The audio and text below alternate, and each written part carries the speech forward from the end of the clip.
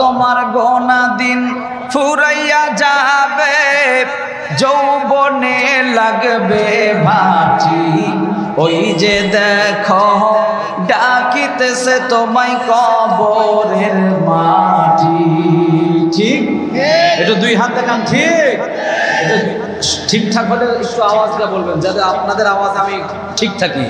ও তোমার গোনা দিন ফুরাইয়া যাবে, যৌবনে লাগবে ভাটি। ওই যে দেখো ডাকিতেছে তোমায় কবরের মাটি। যেদিন সন্ধ্যার আগে ডুববে গো বেলা, এক সেকেন্ডেই ভেঙ্গে যাবে সেদিন রঙেরই মেলা। আওয়াজ দা বলেন ঠিক। কারে দিবা জোরে ধুমুক তুমি, কারে দিবা জোরে ধুমুক তুমি, কার মাথায় ভাঙবা লাঠি। ওই যে দেখো ডাকিতেছে তোমায় কবরের মাটি। লোকমান এমন কি আমল করত, যেই লোকমানের নামটা আল্লাহ রাব্বুল আলামিন 30 পারা কোরআনে রেকর্ড করলেন।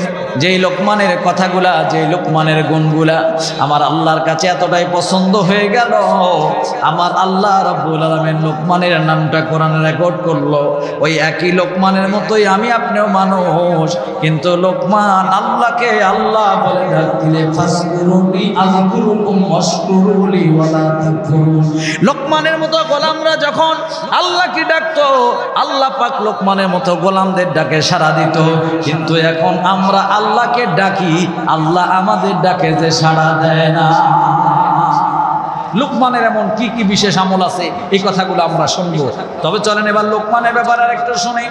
আল্লাহ নবী, বিশ্ব নবী জনাবে মুহাম্মদুর রাসূলুল্লাহ সাল্লাল্লাহু আলাইহি সাল্লামের উপরে আল্লাহ রাব্বুল আলামিন ধারাবাহিকভাবে কোরআনুল কারীম নাজিল করছেন। আল্লাহ পাক এবার নবীকে বলছেন, ইয়া রাসূলুল্লাহ, আপনাকে একজন আদর্শ পিতার গল্প শোনাবো, যিনি মানুষ হিসাবে একজন আদর্শ মানুষ, যিনি পিতা হিসাবে একজন আদর্শ পিতা। আল্লাহ নবী বললেন সে লোকের নাম, আল্লাহ পাক জানিয়ে দিলেন লোকের নাম হলো লোকমান। লোকের নাম কি? কথা বলতে হবে, লোকের নাম কি? লোকমানের নাম কোরআনে রেকর্ড হচ্ছে। এ তো সাধারণ কোনো মানুষ নয়, এ তো একজন ভিন্ন মানুষ, যার নামের উপরে আল্লাহ পাক একটা সূরাই নাজিল করেছে। 114টা সূরার একটা সূরাই একটা ব্যক্তিকে কেন্দ্র করে আল্লাহ পাক নাজিল করলেন। অবশ্যই এর ভিতরে কারণ আছে না নাই? কথা বলেন, আছে না নাই? আল্লাহ নবী বললেন লোকমান কি নবী নাকি? আল্লাহ পাক বলেন না, লোকমান যদিও নবী না, কিন্তু আমি আল্লাহ পাক লোকমানকে নবুয়ত দিতে চেয়েছি। এমনকি লোকমানকে খুশি হয়ে আমি আল্লাহ পাক জ্ঞান দান করতে চেয়েছি।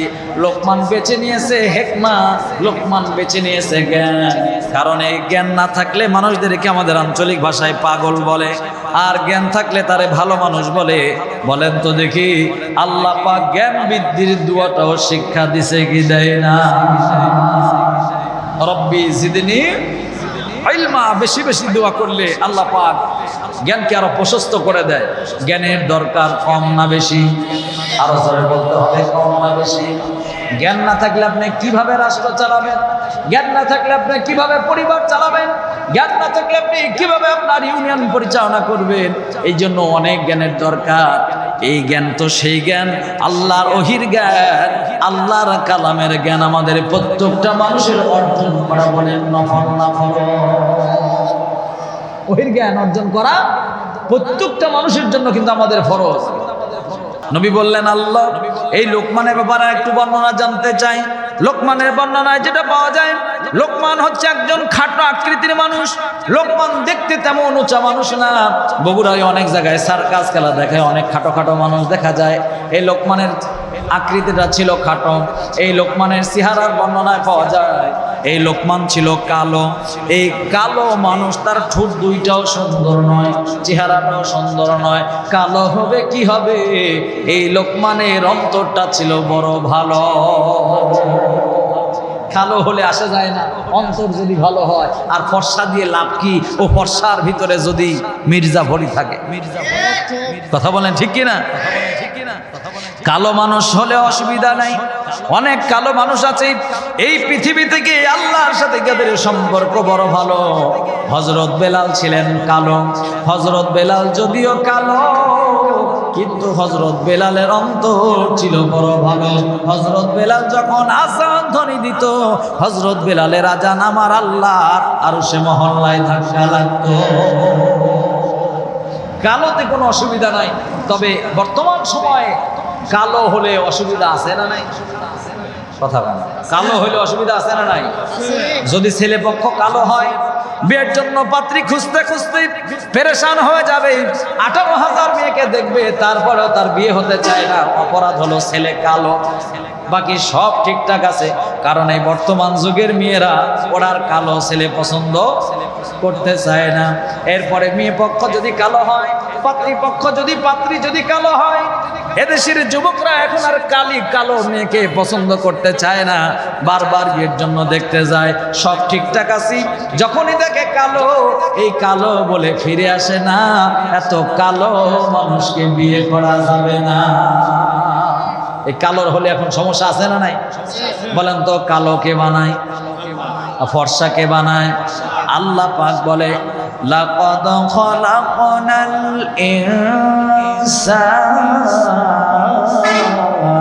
ফি আহসানি তাকওয়িম।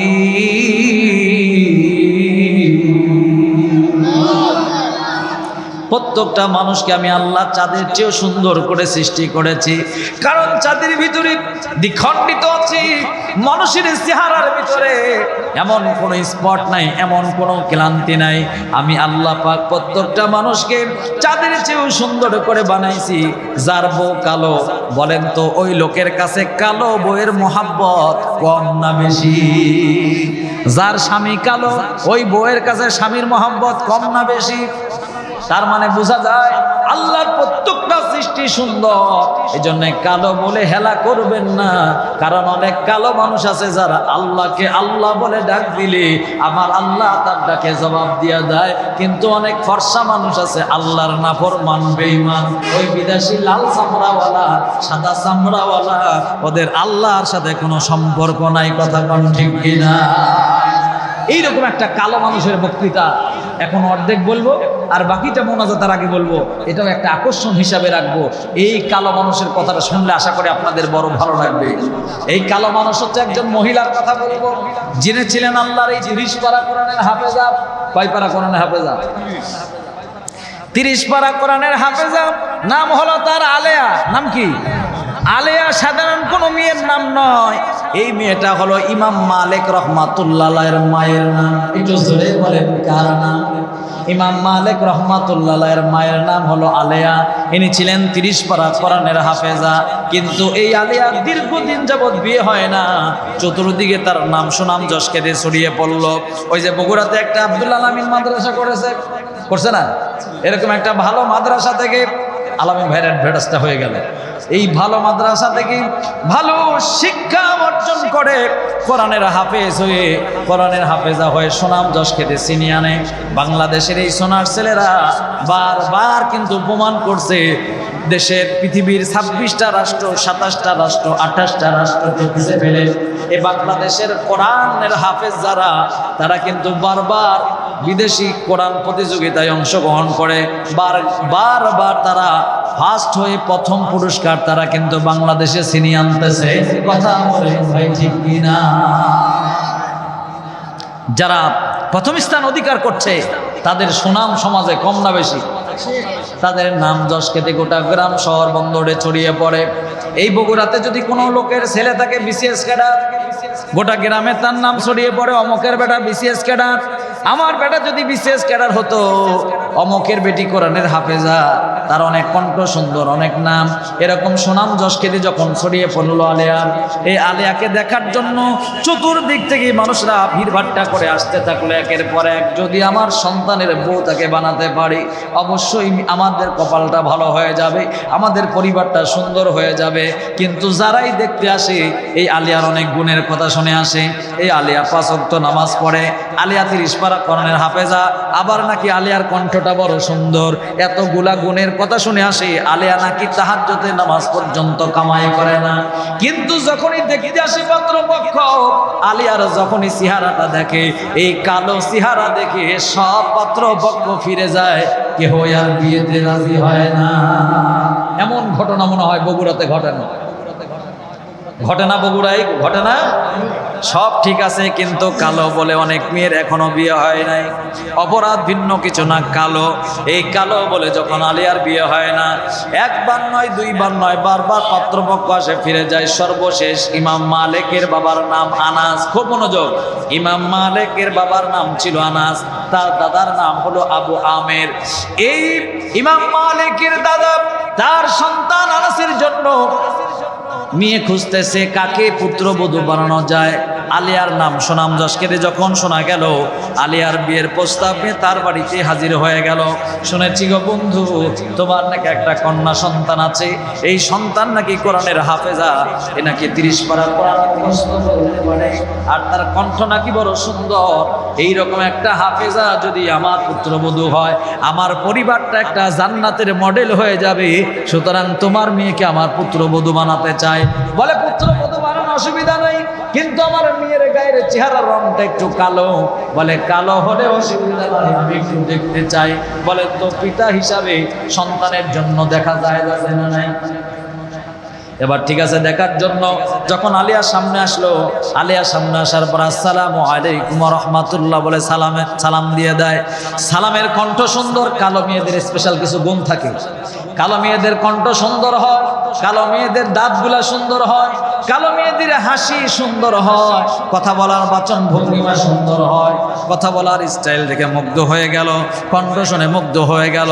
তোমার মতো কোরআনের হাফেজা আমার একটা পুত্রবধূ দরকার, অবশ্যই তোমাকে আমি পছন্দ করলাম, আমার সন্তান আনাসের সাথে তোমাকে বিয়ে দিতে চাই। বলে বিয়ে তো দিবেন, অসুবিধা নাই, কিন্তু এই পর্যন্ত যত পাত্রপক্ষ আসলো সবাই আমার চেহারা দেখে চলে গেল, আর কেউ আমাকে বিয়ে করতে চায় না। যদি আপনার ছেলে রাজি হয় আমি বিয়েতে রাজি আছি। বলে আমার ছেলে এমন ছেলে, আমার কথার বাইরে যায় না। এমন বাপ ভক্ত আছে, সন্তান বাপের কথার বাইরে একটা কদমও দেয় না, আছে না নাই? এখানে আমার একটু এক লাইন কথা আছে, ভালো হওয়া ভালো, তবে বেশি ভালো হওয়া। কথা বলতে হবে, কথা বলে ঠিকই না? ভালো হওয়া ভালো, অবশ্যই আপনি পিতামাতার কথা শুনবেন, অবশ্যই পিতামাতাকে তাজিম করবেন, সম্মান করবেন, তাদের খেদমত করবেন। পিতামাতার সাথে আপনি কি আচরণ করবেন আল্লাহ পাক জানিয়ে দিয়েছেন। পড়েন সবাই, রব্বুকা আল্লা তা'বুদু ইল্লা ইয়্যাহু ওয়া বিল ওয়ালিদাইনি ইহসানা ইম্মা ইয়াবলুগান্না ইনদাকাল কিবার আহাদুহুমা আও কিলাহুমা ফালা তাকুল লাহুমা উফফিন ওয়ালা তানহারহুমা ওয়া কুল লাহুমা কাওলান কারীমা। এটা দুই হাত উঁচু করবেন, আল্লাহু আকবার। আল্লাহ রাব্বুল আমিন বলেন, তোমরা যারা জান্নাতে যেতে চাও, আমি কিন্তু ভুয়া জান্নাতের টিকিট বিক্রি করতেছি না, আমি আসলটা বলতেছি। যারা জান্নাতে যেতে চান কান খুলে শুনে রাখেন। জান্নাতে যাওয়ার জন্য 1 নম্বর আল্লাহর গোলামি করা লাগবে, আর 2 নম্বর পিতামাতার ইহসান করা লাগবে, পিতামাতাকে দয়া করা লাগবে। এমনকি উফফি ওয়ালা তানহারহুমা ওয়া কুল লাহুমা কাওলান কারীমা, পিতামাতার সাথে ধমকে সুরে কথা বলা যাবে না, চোখ রাঙিয়ে কথা বলা যাবে না, তাদের সাথে কোনো দুরাচরণ করা যাবে না। কারণ তাদের ব্যাপারে নবী বলেছেন, রিদার রব্বি ফি রিদাল ওয়ালিদাইন, যারা পিতামাতাকে সন্তুষ্ট করতে পারলো তারা যেন আমার আল্লাহকে সন্তুষ্ট করতে পারলো, আর যারা পিতামাতাকে সন্তুষ্ট করতে পারলো না তারা যেন আমার আল্লাহকেও সন্তুষ্ট করতে পারলো না। আর আল্লাহকে যারা সন্তুষ্ট করতে পারে তারা যাবে আল্লাহর জান্নাতে, আর আল্লাহকে যারা সন্তুষ্ট করতে পারে না তারা যাবে দোজখে। মা বাবার কথা মতো যে জন চলে না, আল্লাহ নবীজির দয়া তারা পাবে না। ঠিক কিনা বলেন? এই সঙ্গীতটা সবার মুখস্থ আছে না? একটু জবান খুলে বলেন, মা বাবার কথা মতো যেজন চলে না, আল্লাহ নবীজির দয়া তারা পাবি না। ও মন আল্লাহ নবীজির দয়া তারা পাবি না।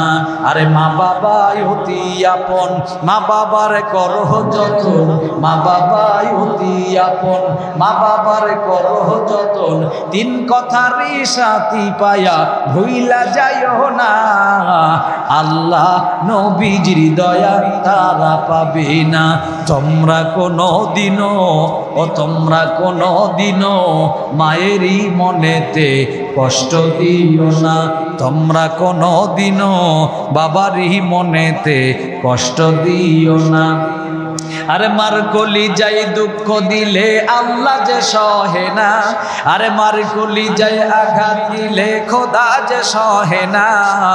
তোমরা কোনো দিনও মায়েরই মনেতে কষ্ট দিও না। তাহলে মার কথা শুনবেন, মার আদর করবেন, মাকে আপনি ইহসান করবেন, বাবাকে ইহসান করবেন। কিন্তু মায়ের কথা শুনতে গিয়া এদেশের অনেক যুবক আছে যারা বউয়ের উপরে নির্যাতন করে, টর্চার করে, বিনা অপরাধে, আছে না নাই? বউ কাঁদতেছে তেলের জন্য, বউ কাঁদতেছে সাবানের জন্য, শ্যাম্পুর জন্য। ও বলতেছে আমার বাপ যতক্ষণ টাকা না দিবে ততক্ষণ তোর তেল সাবান হবে না। বলেন তো প্রত্যেকটা স্বামীকে কিয়ামতের ময়দানে তাদের স্ত্রী সম্পর্কে জিজ্ঞাসা করা হবে কি হবে না? বউ কাঁদতেছে তেল সাবানের জন্য, ও বলতেছে আমি যা কামাই করি সব আমার পিতার কাছে জমা দিই, আমার বাপ যদি না দেয় তাহলে তোর তেল সাবান হবে না। ওর তেল সাবান দেওয়ার দায়িত্ব কি ওর বাপের? যে বিয়ে করছে তা। এই বাহিরে থেকে যারা মা বোনরা ওয়াজ শুনতেছে, ওরা আর যা হয় হোক, ওরা কিন্তু দোয়া করতেছে না এই হুজুর আমাদের পক্ষে ওয়াজ করতেছে। এবার একটু মনোযোগ লাগান, কথাটা বাস্তব, খুব মনোযোগ দিয়ে কথা শুনেন। এবারে আলিয়ার কথা বলছিলাম। আলিয়ার জন্য, আনাসের জন্য বিয়ের কথাবার্তা কমপ্লিট হয়ে গেল, দিন তারিখ নির্ধারণ হয়ে গেল, আগামী দিন তার বিয়ে হবে। এবার কথাও যা কাজও তাই, বিয়ের সমস্ত কাজ কমপ্লিট হয়ে গেল। এবার বাসর রাত, দীর্ঘদিনের আশা আকাঙ্ক্ষা, আল্লাহর কাছে দোয়া করতো, আল্লাহ আমাকে একটা সুন্দরী বউ দিও, সুন্দরী বউ। এখানে যত লোক বসে আছেন সত্য কথা বলেন তো, বিয়ের আগে কেউ কি দোয়া করছেন আল্লাহ আমাকে একটা কালো বউ দিও? এরকম দোয়া কেউ করছে? সবাই তো দোয়া করছেন আল্লাহ একটা সুন্দরী বউ দিও, কিন্তু সবার কপালে হয় না, চায় একরকম, হয় আর একরকম। বাসর ঘরে ঢুকলো, ঢোকার পরে এবার দেখি বউটা বড় করে ঘুমটা দেওয়া, আর মনে মনে চিন্তা করতেছে আল্লাহ এত পাত্র পক্ষ আসলো, আমার বিয়ে হয় না, আর এবার বিয়ে হয়েছে, আর স্বামী যদি আমার কালো চেহারা দেখে মন খারাপ করে আসছে তো দুঃখের কথা আর কিছু থাকবে না। ঘুমটাটা বড় করে দেওয়া, ঘুমটা তুলতে চায় না। আনাস ডাক দিয়া বলে কি গো, এত বছর অপেক্ষা করলাম আজকের এই বিয়ের দিনের জন্য, বিয়ে যখন হয়ে গেছে আজকে তোমার ওই মুখটা দেখতে চাই, যে মুখটা দেখার জন্য দীর্ঘদিন অপেক্ষা করলাম, ঘোমটাটা তুলো, তোমাকে একটু দেখতে চাই। কিন্তু আলিয়া ঘোমটা তুলে না, তুলতে চায় না। এই এক আলিয়া না, গোটা বাংলাদেশ সহ পৃথিবীর সব বইরাই কিন্তু বড় করে ঘোমটা দেয়, তারা ঘোমটা তুলতে চায় না। না তোলার পিছনে দুইটা কারণ হতে পারে। এক নম্বর হলো লজ্জা, এক নম্বর হলো লজ্জা, আর দুই নম্বর যেই বিয়ার জন্য 25 বছর, 30 বছর, 22 বছর, 18 বছর অপেক্ষা করছো, সেই বিয়াই তোমার হয়েছে। তুমি কেমন পুরুষ, তুমি কেমন বেটা, তুমি পারলে তোমার নিজের বউয়ের ঘোমটা নিজেই তুলে দেখো, তুমি কত বড় পুরুষ, তুলো। এবার আপনার ধৈর্যের বাঁধন আর কতক্ষণ থাকে? ধৈর্যের বাঁধন ভেঙে গেল নিজের বইয়ের ঘোমটাটা তোলার জন্য, দেখার জন্য। এবার ঘোমটাটা যখন তুললো, এটা কিন্তু ওয়াজ করতেছে না, এটা একটা অ্যাডভার্টাইজ করতেছে, এই ওয়াজের পরে আমি আসল ওয়াজটা শুরু করি।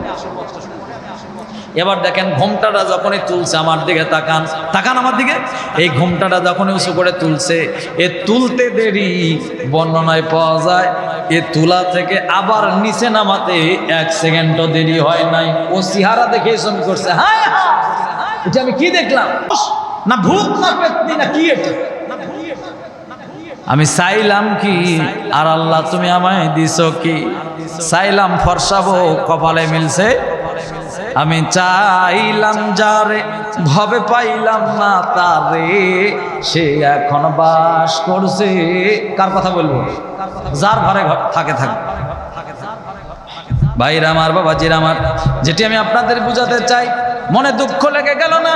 তোর মতো এত কালো বউ দিয়ে আমার সংসার হবে না, তোর মতো এত কালো বউ নিয়ে আমি সংসার চালাবো না। মনটা খারাপ করে ভিন্ন দিকে বসে আছে।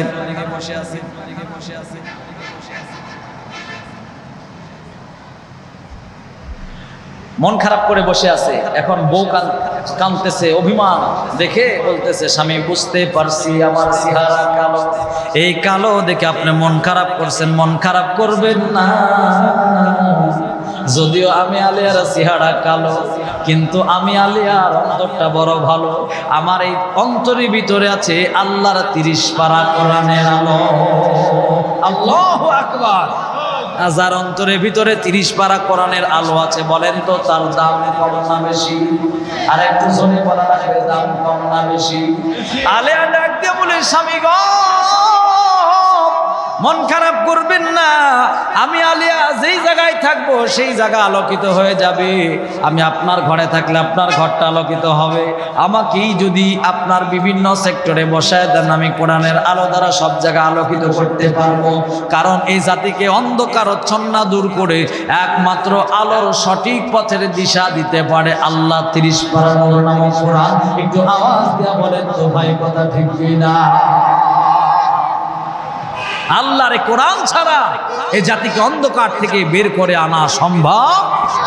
আমার আগের বক্তা ওয়াজ করছিল, আল্লাহু ওয়ালিউল্লাযিনা আমানু ইউখরিজুহুম মিনাজ যুলুমাতি ইলান নূর।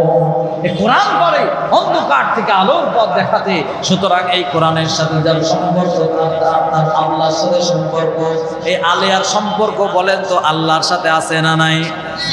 ইন্না নাহানু নাযালনা যিকরা ওয়া ইন্না লাহু লাহাফিজুন।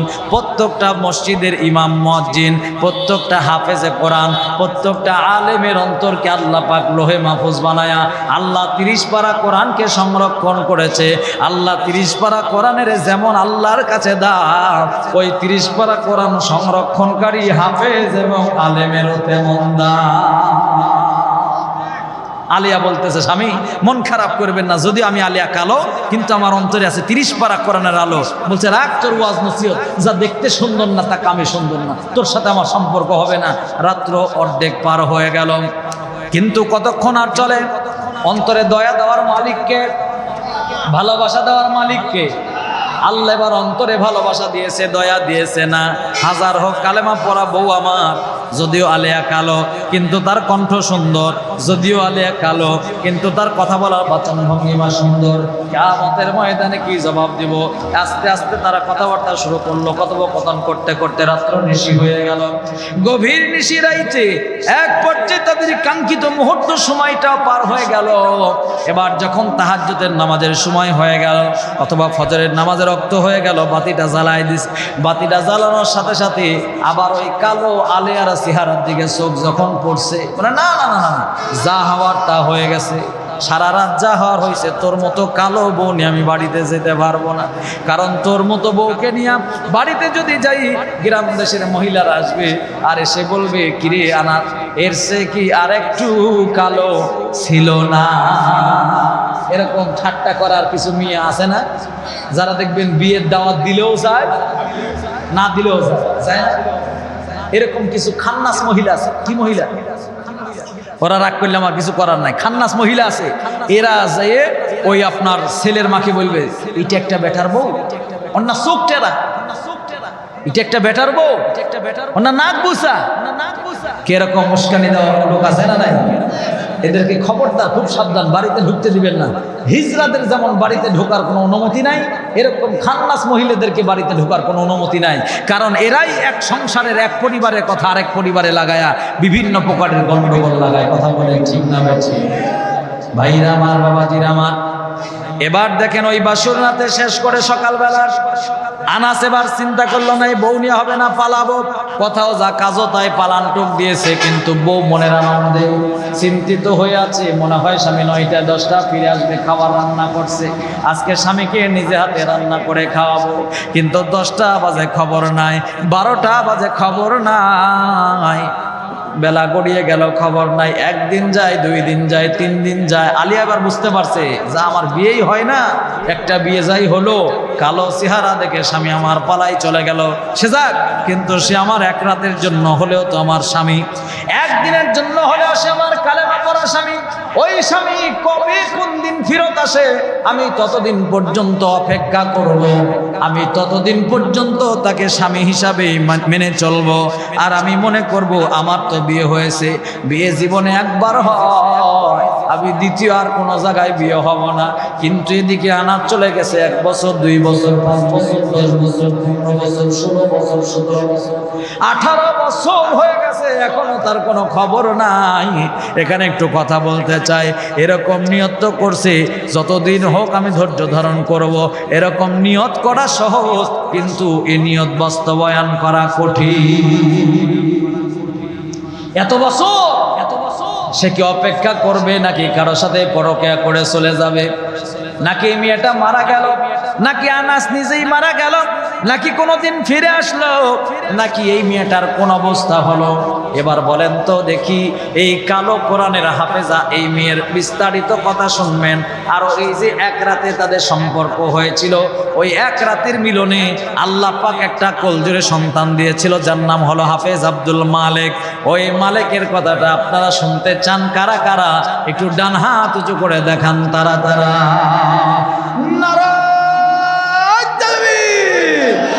একটু 2 হাত উঁচু করে তাকবীর দিতে হবে। একদম এই 3 মাথার লোকদেরকে জানায় দেন আমরা এখনো মুসলমান, জিন্দা আছে, আমরা কেবল ওয়াজ শুনতে বসতেছি, আর কোনো কথা হবে না।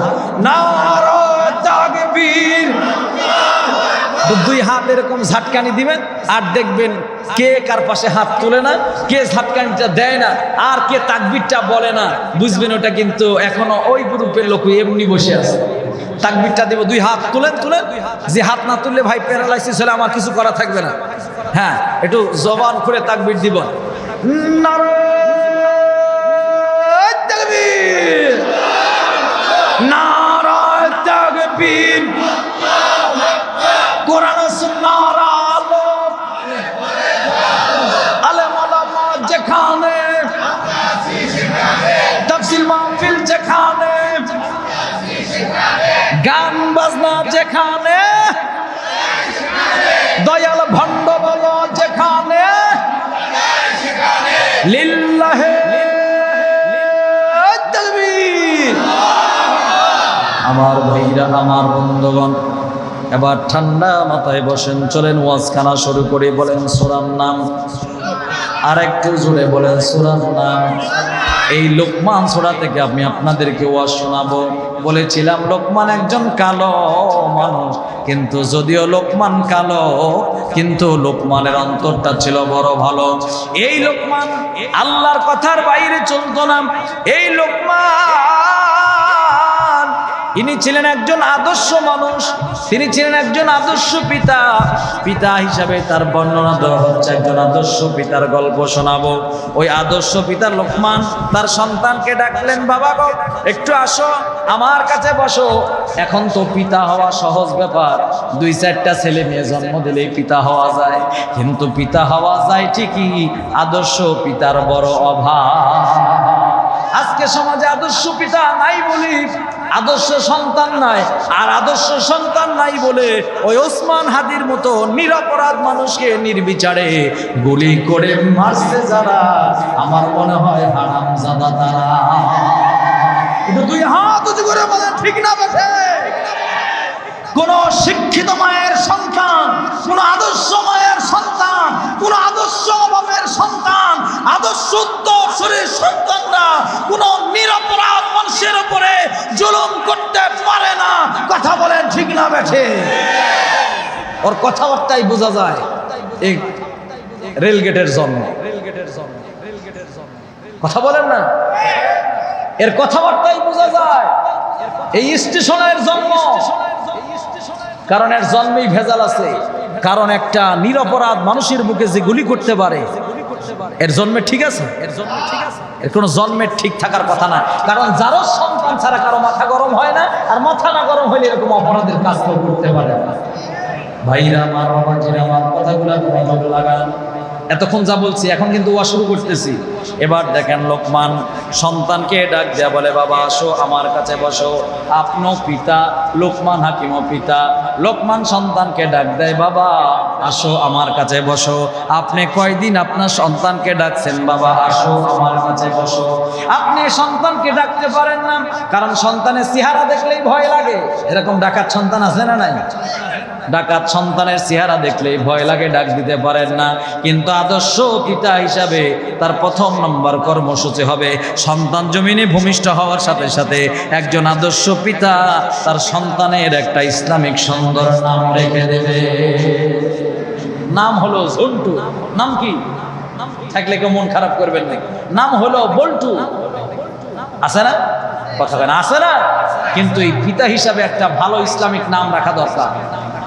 তাহলে আপনি প্রথমেই আপনি সন্তানের পরিচয় একটা ইসলামিক সুন্দর নাম রাখতে ব্যর্থ হয়েছে। এবার দ্বিতীয় নম্বর আদর্শ পিতার গুণ হলো সন্তানকে ডাকা, সন্তানকে নসিহত করা। বাবা আসো আমার কাছে বসো, আজ থেকে তোমার জন্য নসিহত করব বাবা। এই নসিহতগুলো তোমার জন্য জীবনে বাস্তবায়ন করা দরকার। অনেকগুলা নসিহতের মধ্যে মাত্র 4টা কথা বলবো। এই 4টা নসিহতের কথা বলি, আজকের বক্তৃতার সময় আমার শেষ হয়ে যাবে, কারণ দেখতে দেখতে 1 ঘন্টা হয়ে গেছে। আপনারা যদিও ঘড়ির কাঁটায় তাকান নাই, কিন্তু ঘড়ির কাঁটা তো বসে থাকে না। লোকমান হাকিম সন্তানকে ডাকলেন, বাবা আজ থেকে তোমাকে স্পেশাল নসিহত করব। তার 1 নম্বর নসিহত হলো ওয়া ইয ক্বালা, এতে ওয়া শুরু। ওয়া ইয ক্বালা পড়েন সবাই। ওয়া ইয ক্বালা লুকমানু লিবনিহি ওয়া হুয়া ইয়াইযুহু ইয়া বুনাইয়া লা তুশরিক বিল্লাহ ইন্নাশ শিরকা লাযুলমুন আযীম।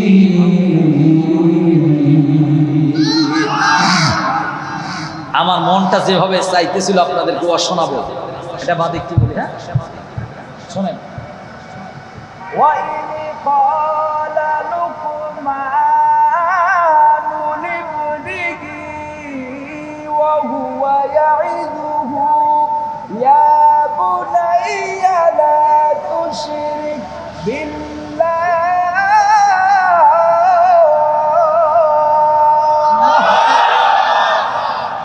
এইরকম ভয় যেই জায়গায় দিলে পরের টানার খুঁজে পাওয়া যাবে না, কারণ 1 রাত তো না, প্রতি রাত। আগামীকালকেও বলতে হবে, তার মানে নির্বাচনের গন্ডগোল না হলে সামনে এখনো যে কয়দিন সময় পাওয়া যায় পরে লাগবে। ভাইরা আমার, বাবাজিরা আমার, কাম টু মাই পয়েন্ট, খুব মনোযোগ দেন। সন্তানকে ডাক দিয়ে বললেন, বাবা গো আজকে তোমার জন্য নসিহত হলো। বাবা আজকে 1 নম্বর নসিহত তোমাকে করছি, জীবনে কান খুলে শুনে রাখো, মন দিয়ে শুনে রাখো, জীবনে কোনোদিনও আমার আল্লাহর সাথে শিরিক করবা না। শিরিক এমন একটা গুনাহ, এই গুনার ব্যাপারে সমাজে এখন আর আলোচনা হয় না। আর এখনকার বক্তারাও ডিজিটাল, মঞ্চে উঠলেই তাফসিরে পাকিস্তান, তাফসিরে ইন্ডিয়া, তাফসিরে শেখ হাসিনা। শেখ হাসিনার বিরুদ্ধে আর কত বলি, কথা বল না। আসল কথা কিছু যে বলতে হবে। বলেন তো শিরিকের ব্যাপারে আলোচনা হওয়ার দরকার আছে না নাই? এটা জবান খুলে বলেন, আছে না নাই? শিরিক কি জিনিস এই ব্যাপারে আমাদের কোনো জ্ঞান নাই। শিরিক এমন একটা গুনাহ, এই গুনাহ করলে খালেস দিলে তওবাতুন নাসুহা ইলাল্লাহ, খালেস দিলে তওবা না করলে আমার আল্লাহর দরবারে জীবন জিন্দেগির গুনাহ মাফ হয় না। শিরিককে যদি আমরা ভাগ করি, প্রধানত 2টা ভাগে ভাগ করা যায়। একটা হলো ছোট পর্যায়ের শিরিক, আর একটা হলো বড় শিরিক। ছোট শিরিক হলো আল্লাহর নামের সাথে, আল্লাহর সিফাতের সাথে শিরিক করা। আল্লাহর প্রায় 99টা নাম আছে। একটু জবান খুলে বলেন কতটা নাম আছে? আল্লাহর 99টা নাম। এই 99টা নামের সাথে সম্পর্ক জুড়ে দিয়া শিরিক করা, এটা হলো ছোট শিরিক। আল্লাহর 99টা নামের মধ্যে একটা নাম হলো রহমান। নাম কি? রহমান বলেন কার নাম? কিন্তু আপনার এই বগুড়ায় 3 মাথায় আব্দুর রহমান নামের লোক আছে না নাই? নাম হলো আব্দুর রহমান, তার মানে আল্লাহর গোলাম রহমান। কিন্তু আমরা হর হামেশা ডাকি রহমান বলে। যখন আপনি রহমান বলে ডাক দেন, ওই রহমান মানে হলো আমার আল্লাহ রহমান।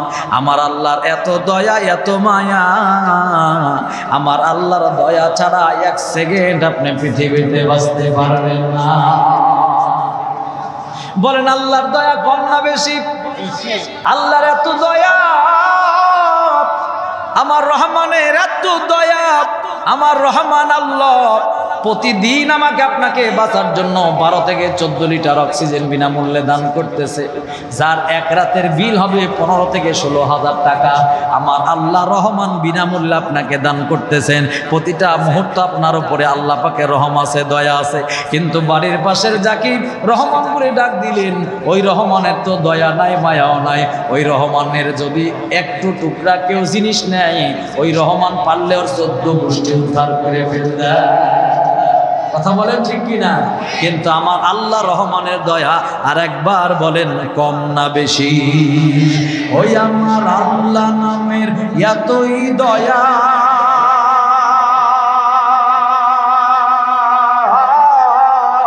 আমার আল্লাহ নামে এতই মায়া লুকিয়ে রাখছেন হে আল্লাহ, আমার আল্লাহ নামের এতই দয়া।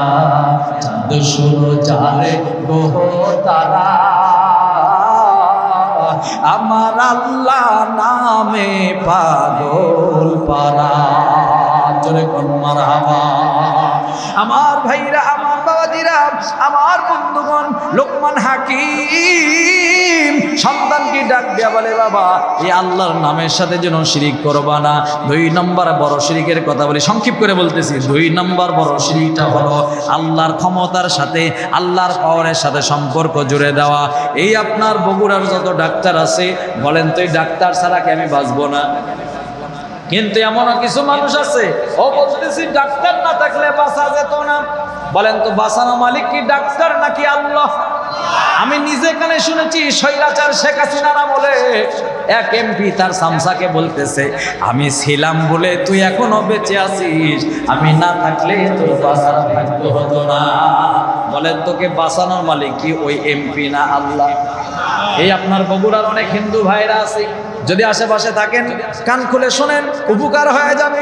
এই হিন্দু ভাইয়া ওরা কিন্তু ওই মাটির মূর্তির সামনে যায় আর মাথাটা নিচু করে 2টি হাত এরকম করে ধরে বলে, অজ্ঞ আনন্দ বিক্ষোভে আশিস অসংশয় কেশনা মাহমদ মোহাম্মদ বদ্ধ ভগমা বদ্ধম শরণাং গচ্ছামি সঙ্গম শরণাং গচ্ছামি, ওম শান্তি, ওম শান্তি, ওম শান্তি। এই শান্তি বলি গাইতে গাইতে ওর দাদা মারা গেছে, ওর বাবা মারা গেছে, ওইও মারা যাবে, শান্তির সুবাতাস কোনোদিনও পাবে না। ওরা মনে করে এই ভগবান মনে হয় শান্তি দেওয়ার মালিক। আপনারা বলেন তো দেখি, ওই মাটির মূর্তি কি শান্তি দেওয়ার মালিক না শান্তি দেওয়ার মালিককে? শান্তি দেওয়ার মালিক হলো আল্লাহ। আমরা মনে করি বাঁচায় রাখার মালিক আল্লাহ, ওরা মনে করে মনে হয় ওই ভগবান। কিন্তু আপনারা আরেকবার বলেন, মৃত্যুদণ্ড দেওয়ার মালিক ওকে?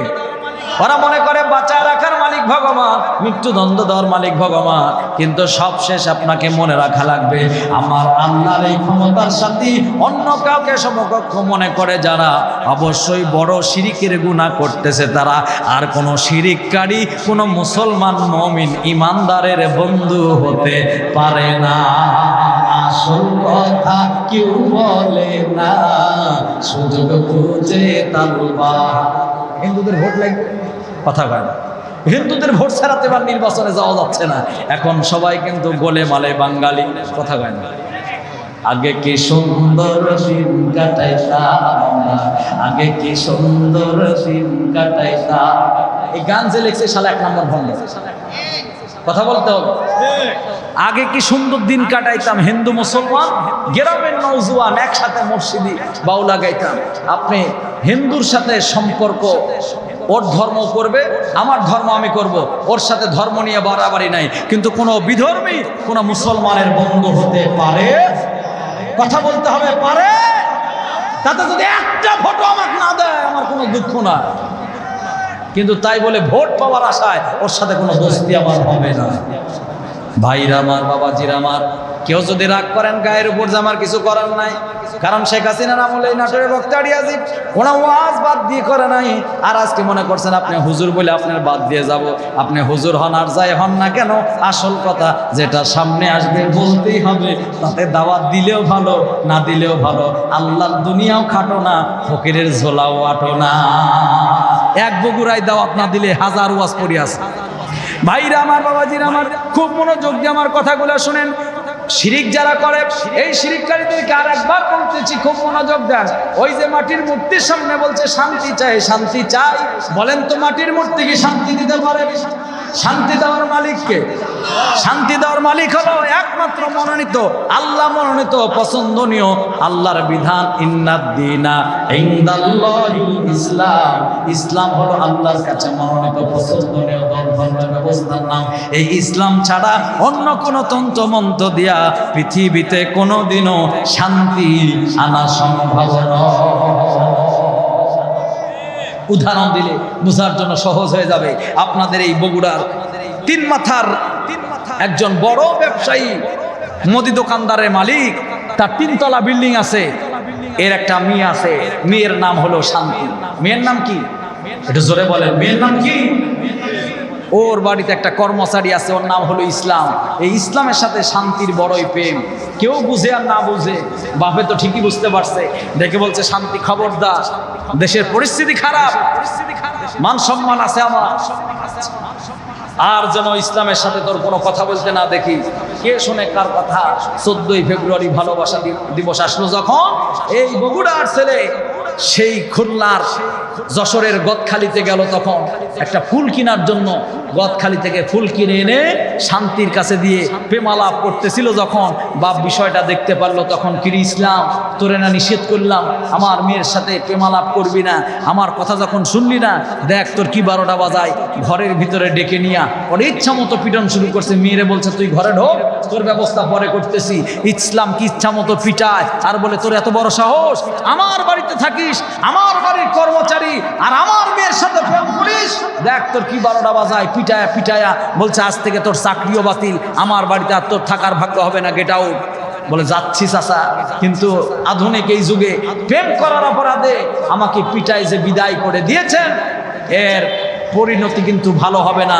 24 ঘন্টা সময় দিলাম, এই 24 ঘন্টার ভিতরে আপনার মেয়ে শান্তিকে ঘর ছাড়া যদি না করতে পারি, আমি ইসলামের নামটা বদলায় রাখেন। এমন বেদক ছেলে আছে, মেয়েকে বিয়ে দেয় নাই, মানে যদি বিয়ে দিত তাহলে আলহামদুলিল্লাহ ভালো, এখন বিয়ে দেয় নাই। বাপ চিন্তা ভাবনা করে দেখছে যে এই ছেলের তো মতলব ভালো না, বিয়ে দেব ভিন্ন জায়গায়।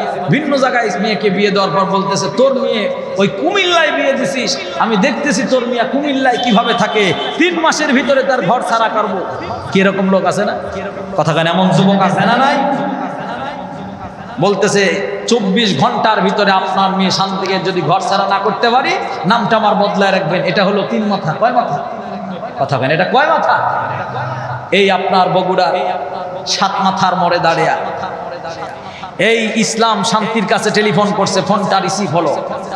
ফোনটা রিসিভ হওয়ার পর বলছে হ্যালো, বলছে রাখ তোর হ্যালো টেলো, তোর বাপ যে আমারে পিটাই দিয়েছে বিদায়, বিষয়টা কি তোর জানা নাই? বলে জানা আছে ঠিকই, উপায় নাই, আমাকে তালাবদ্ধ করে রাখছে, আমি আছি 3 তালার মাথায়। বলে তুই 3 তালার মাথায় থাকিস, যেখানে থাকিস সেটা আমার দেখার বিষয় নয়। 24 ঘন্টার ভিতরে যদি ঘর সংসার করতে চাও, বগুড়ার 7 মাথায় আমার সাথে দেখা করো, আর 24 ঘন্টা পার হয়ে গেলে তোমার জন্য আমি কিন্তু আর অপেক্ষা করব না। এখন মেয়েটা চিন্তা করতেছে, নিচে তো তালা মারা, বাইরে বের হবো কিভাবে? বলছে আরে রহমতের চাবি দিয়ে তালা খুলে ফেলতে, তালা মারা হোক অসুবিধা নাই, তালা খোল। ওর বাপের নাম রহমত আলী, ইয়া বাসার, ওর বাপের নাম কি? বাসার। বলছে দে বাসার ভাই তালা খুলে দে, কানতেছে, দে বাসার ভাই তালা খুলে দে, দে বাসার ভাই তালা খুলে দে। কিন্তু তালা খোলে না, ওরও যাওয়া হয় না। এদিকে সময় 24 ঘন্টা পার হলেই বিপদ। মেয়েটা চিন্তা করতেছে একই ইজ্জত আর কয়বার দেখাবো, যেই মোবাইলে কথা বলতেছি এটাও কক্সবাজারের কামাই। কিসের কামাই? কথা কয় না, কিসের কামাই? আচ্ছা যেই মেয়েকে যেই পুরুষ কক্সবাজার গিয়ে মোবাইল দিছে, কি মাংনা? কথা বলেন, আমার কি ওয়াজ বুঝতেছেন না আপনারা? ওটা কি মাংনা? ও এখন চিন্তা করতেছে যদি ইসলামের সাথে না যায় তাহলে তো অন্য ছেলের সাথে বাপ বিয়ে দিয়ে দিবে, আরে একই ইজ্জত কয়বার দেখাবো, যা আছে কপালে দেখা হবে সকালে, প্রয়োজনে ছাদ থেকে লাফ মারবো, কিন্তু তারপরও ইসলামের সাথেই যাব, কারণ যা করবার তাহা কইরা গেছে আমার বন্ধু মঞ্চরা, যা করবার তাহা কইরা গেছে আমার বন্ধু মঞ্চরা। যা হওয়ার তো তা হয়ে গেছে, এখানে বসে কান্নাকাটি করে আর কোনো লাভ নাই। যা আছে কপালেই, দেখা হবে সকালে, পালাই ইসলামের কাছে যাব। কথাও যা কাজও তাই। 24 ঘন্টা পার হওয়ার আগে পালা ইসলামের সাথে বগুড়া সাত মাথায় দেখা করছে যখন, এই দুইজন এক হওয়ার পরে এবার এরা দুইজন মিলে পালাইছে ভিন্ন জগৎ। তখন কোন জগৎ? কথা কয় না, কোন জগৎ? ভিন্ন জগৎ পালাইছে যখন, ভিন্ন জগৎ চলে গেছে। এদের মোবাইল বন্ধ, আর এদের খুঁজে পাওয়া যায় না। এবার বাপে বাড়ি ফিরে এসে দেখে শান্তি নাই। কি নাই? কথা বলতে হবে। কি নাই? শান্তি নাই। কাঁদতেছে, শান্তি নাই। টর্চ লাইট দিয়ে খুঁজতেছে ঘরের দরজায়, সিপাই সুপাই কোনায় কোনায়, খুঁজে না, শান্তি নাই। লোকজন ভিড়ে গেল, কি গো কান্দ কেন? বলে শান্তি নাই। মেয়ে যে পালাইছে ওটা বলতে চায় না, কারণ বড়লোক। বড়লোকের বেটি যদি পালায় যায়, সমাজে প্রচার হয় কক্সবাজারে গেছে। আর গরিবের বেটি যদি প্রাইভেট করে আসতে 2 ঘন্টা দেরি হয়, গোটা গ্রামে সার্কুলার হয়ে যায়, অমুকের বেটি অমুকের সাথে মনে হয় পালাইছে। এই মনে হয় পালাইছে বলে সার্কুলার হয়ে যায়, কিন্তু বড় লোকের বেটি তার সম্মান নষ্ট হয়ে যাবে, এই জন্য বলতে চায় না। তারপরে লোকজন জিজ্ঞাসা করছে, কি গো ভাই, কেন এতক্ষণ কান্দ? বলে শান্তি নাই, শান্তি নাই। বলে কিসের শান্তি নাই? বলে আরে ভাই, এ শান্তি সেই শান্তি না, আমার মেয়ের নাম শান্তি, সেই শান্তি নাই। বলে তোমার এই শান্তিকে খোঁজার আগে আমাদের কাছে একটা তথ্য আছে, বলেন তো দেখি। এই বগুড়ার 3 মাথার ওই ছোট্ট চিকন রাস্তার মোড়ে, চিকন রাস্তা দিয়া ভিন্ন গ্রামের কোনো যুবক যদি 3 বার একই দিনে মোটরসাইকেলে আপ ডাউন দেয়, গ্রামের চাচারা কিন্তু বুঝে যায় এ ছেলে মতলব আলিয়ার মতলব ভালো না। তোমার বাড়িতে যে একটা চ্যাংড়া পোলা ঘুর ঘুর করতো, শুনেছি নাম হলো তার ইসলাম। ওই শান্তিকে খোঁজার আগে, পাওয়ার আগে, বলো তো দেখি তোমার বাড়িতে যে চ্যাংড়া থাকতো সেই ইসলাম কোথায়? বলো ওই তো 1 নম্বর। প্রেম করার অপরাধে পিটাই দিয়েছি বিদায়। লোকজন বলছে তুমি ভাবলে কি করে, যেই বাড়ি থেকে পিটা ইসলামকে বিদায় করছো, আর ওই বাড়িতে এখন শান্তি খুঁজতেছো, ওই শান্তি কোনোদিনও পাবে না। শান্তিকে পাওয়ার আগে ভালো করে তদন্ত করে দেখো, ইসলাম আছে যেখানে, শান্তি আছে সেখানে। আমার কৃষক ভাই, শ্রমিক ভাই, একটি কথা বহিলা যায়, জেনে রেখো ইসলাম ছাড়া শান্তি কোথাও না। ঠিক না বেঠে? একটু 2 হাত দেখান, ঠিক কিনা? আমার কৃষক ভাই, শ্রমিক ভাই, একটি কথা বইলা যায়, জেনে রেখো ইসলাম ছাড়া শান্তি কোথাও নাই। আমার কৃষক ভাই, শ্রমিক ভাই, একটি কথা বইলা যায়, জেনে রেখো ইসলাম ছাড়া শান্তি কোথাও নাই। আরে সুখের মালিক আল্লাহ তাআলা, অন্য কেহ নয়।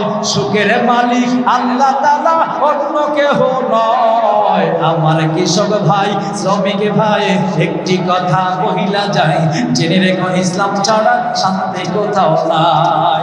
শান্তি দেওয়ার নামে বহু নির্বাচনী প্রচারণা চলতেছে, সব দলের লোকেরাই শান্তি দিতে চায়। দেখলাম কত নেত্রী নেতা মিঠা মিঠা বলিল কথা, দেখলাম কত নেত্রী নেতা মিঠা মিঠা বলিল কথা, নিজের কাজে ব্যস্ত তারা, তোমায় দেখার সময় নাই। নিজের কাজে ব্যস্ত তারা, তোমায় দেখার সময় নাই। কথা কোন ঠিক কিনা? আমার কৃষক ভাই, শ্রমিক ভাই, একটি কথা বইলা যায়, জেনে রেখো ইসলাম ছাড়া শান্তি কোথাও নাই। সুখের মালিক আল্লাহ তাআলা, অন্য কোথাও নাই। সুখের মালিক আল্লাহ তাআলা, অন্য কোথাও নাই। আমার কৃষক ভাই, মুমিনে ভাই, একটি কথা বইলা যায়, জেনে রেখো ইসলাম ছাড়া শান্তি কোথাও নাই। শান্তি পেতে হলে দলমত নির্বিশেষে আত্মসমর্পণ করা লাগবে ইসলামের কাছে। কথা বলেন ঠিক না বেঠিক? আত্মসমর্পণ করা লাগবে কোরআনের কাছে। এবার কোরআনের কাছে লোকমান হাকিম আত্মসমর্পণ করলো। আমি কিন্তু ওয়াজ ভুলি নাই। লোকমান হাকিম কোরআনের কাছে আত্মসমর্পণ করলো, দ্বীনের কাছে, ইসলামের কাছে আত্মসমর্পণ করলো। সন্তানকে ডাক দিয়ে বলে, বাবা গো, তোমার জন্য 2 নম্বর নসিহা হলো নামাজ। 2 নম্বর নসিহা কি? এটা জোরে বলেন, নসিহা কি? ইয়া বুনাইয়া আকিমিস সালাহ,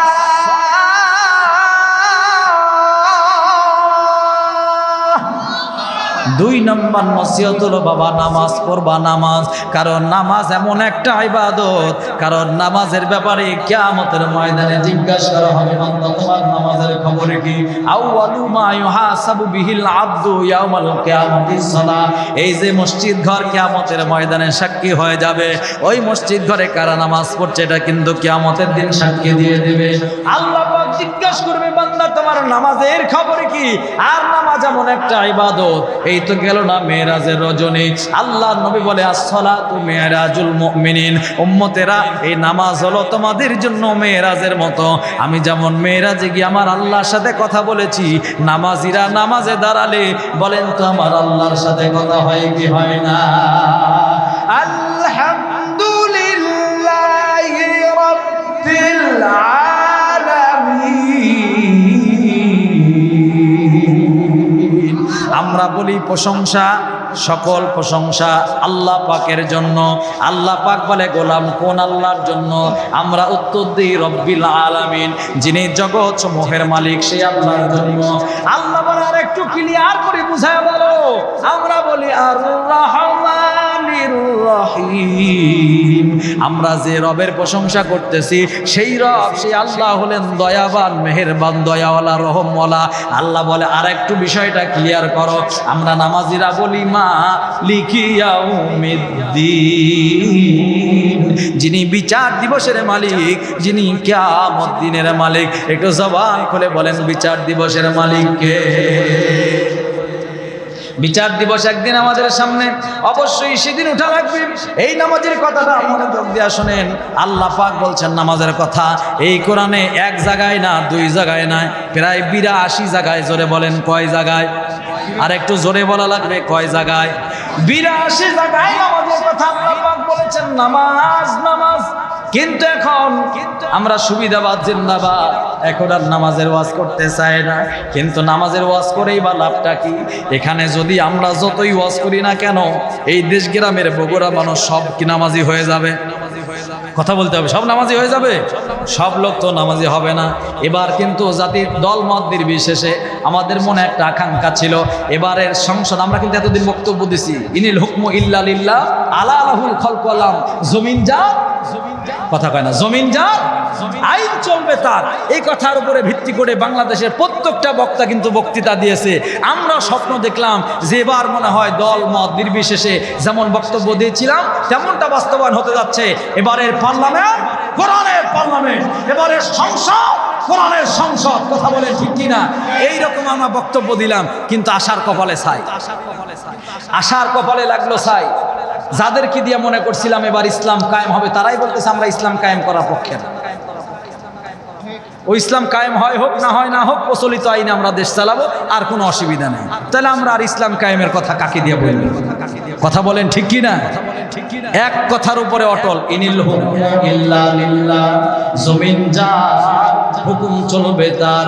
আমরা যতই ওয়াজ নসিহত করি আর যতই প্রচলিত আইন দিয়ে ওর মাথায় হাত দিয়ে আর গা বুলাই, আপনাদের বগুড়া রুহুল আমিন যুক্তিবাদী, ওর কিন্তু ওয়াজের ক্যাসেট আপনাদের কাছে আছে, বলে তুই সব কিছু করার বুদ্ধি পাস, ভাঙ্গা টিলার জুত করার বুদ্ধি পাস, আর নামাজ পড়ার বুদ্ধি পাও না, তোক ছাড়া কি আল্লাহর জান্নাতের দরজা খোলা হবে না? তুই কোনটি যাবো, চলে যা, তোর মাথায় অত হাত দিয়া তেল মাখানোর সময় নেই। এবার যদি আল্লাহর কোরআনটাকে পার্লামেন্টে যদি দেওয়া হতো, আর বাংলাদেশের ধরেন এখনকার ওয়াজ বলতেছি, অন্তর্বর্তীকালীন সরকার ডাক্তার ইউনূস যদি আজই যদি বলতো বাংলাদেশের জনগণ সনদ এমন, বাংলাদেশে আল্লাহর 30 পারা কোরআনের 82 আয়াতের ভিত্তিতে, আল্লাহর কোরআনের 82 আয়াতের ভিত্তিতে 92% মুসলমানের দেশে নামাজের আইন পাশ করা হলো। আজ থেকে নামাজ পড়বে না যারা, আগামীকাল সকালে ফজরের নামাজ থেকে শুরু হয়ে যাবে নিয়ম, আগামীকাল থেকে নামাজ পড়বে না যারা, পুলিশ আর্মি র্যাবের হাতে ধরা খাবে তারা, তাদের 3টা সাজা হবে। 1 নম্বর সাজা 2 রাকাত ফজরের নামাজ না পড়ার জন্য 200টা ডান্ডার বাড়ি। কয়টা? এই পাশে আর্মি ক্যাম্প আছে না, ওই আর্মির তো ডান্ডার বাড়ি বুঝেন, 200টা ডান্ডার বাড়ি। আর 2 নম্বর সাজা 200 রাকাত নামাজ পড়া লাগবে। কয় রাকাত? 200 রাকাত নামাজ পড়া লাগবে। 3 নম্বর সাজা কমপক্ষে 2 মাস জেল খাটা লাগবে। এই কথা যদি আজকে রাতে ঘোষণা দেওয়া হতো, আমার মনে হয় রাতারাতি কাম হতো। সারা জীবনেও নামাজ পড়েনি যারা, ভোর রাত 3টার সময় মুয়াজ্জিনের দরজায় এবার সিরিয়াল লাগায় দাঁড়ায় থাকতো তারা। হুজুর নামাজ পড়বো নামাজ। হুজুর নতুন কণ্ঠে এর আওয়াজ শুনে চমকে উঠছে, এত রাতে ডাকে কিরা? বলে হুজুর আমি নতুন 12 বছর চাকরি করি, তোমাকে কোনোদিন দেখলাম না। বলে আমি নতুন। বলে আমি এতদিন আসি নাই। তাহলে আজকে আসছো কেন? বলে হুজুর ঠেলার নাম। কথা কেন? ঠেলার নাম। প্রধানমন্ত্রী ঘোষণা দিছে নামাজ না পড়লে 200 ডান্ডার বাড়ি। আমার চেহারা দেখলে বুঝেন না 200 ডান্ডার বাড়ি খাওয়ার কি জায়গা আছে? আর 200 টাকা নামাজ পড়তে গেলে সারাদিন যাবে, আর 2 মাস জেল খাটতে গেলে বউ যে পরকিয়া করে ভিন্ন জায়গায় যাবে না, তার কি গ্যারান্টি আছে? অতএব এত ঝামেলার দরকার নাই।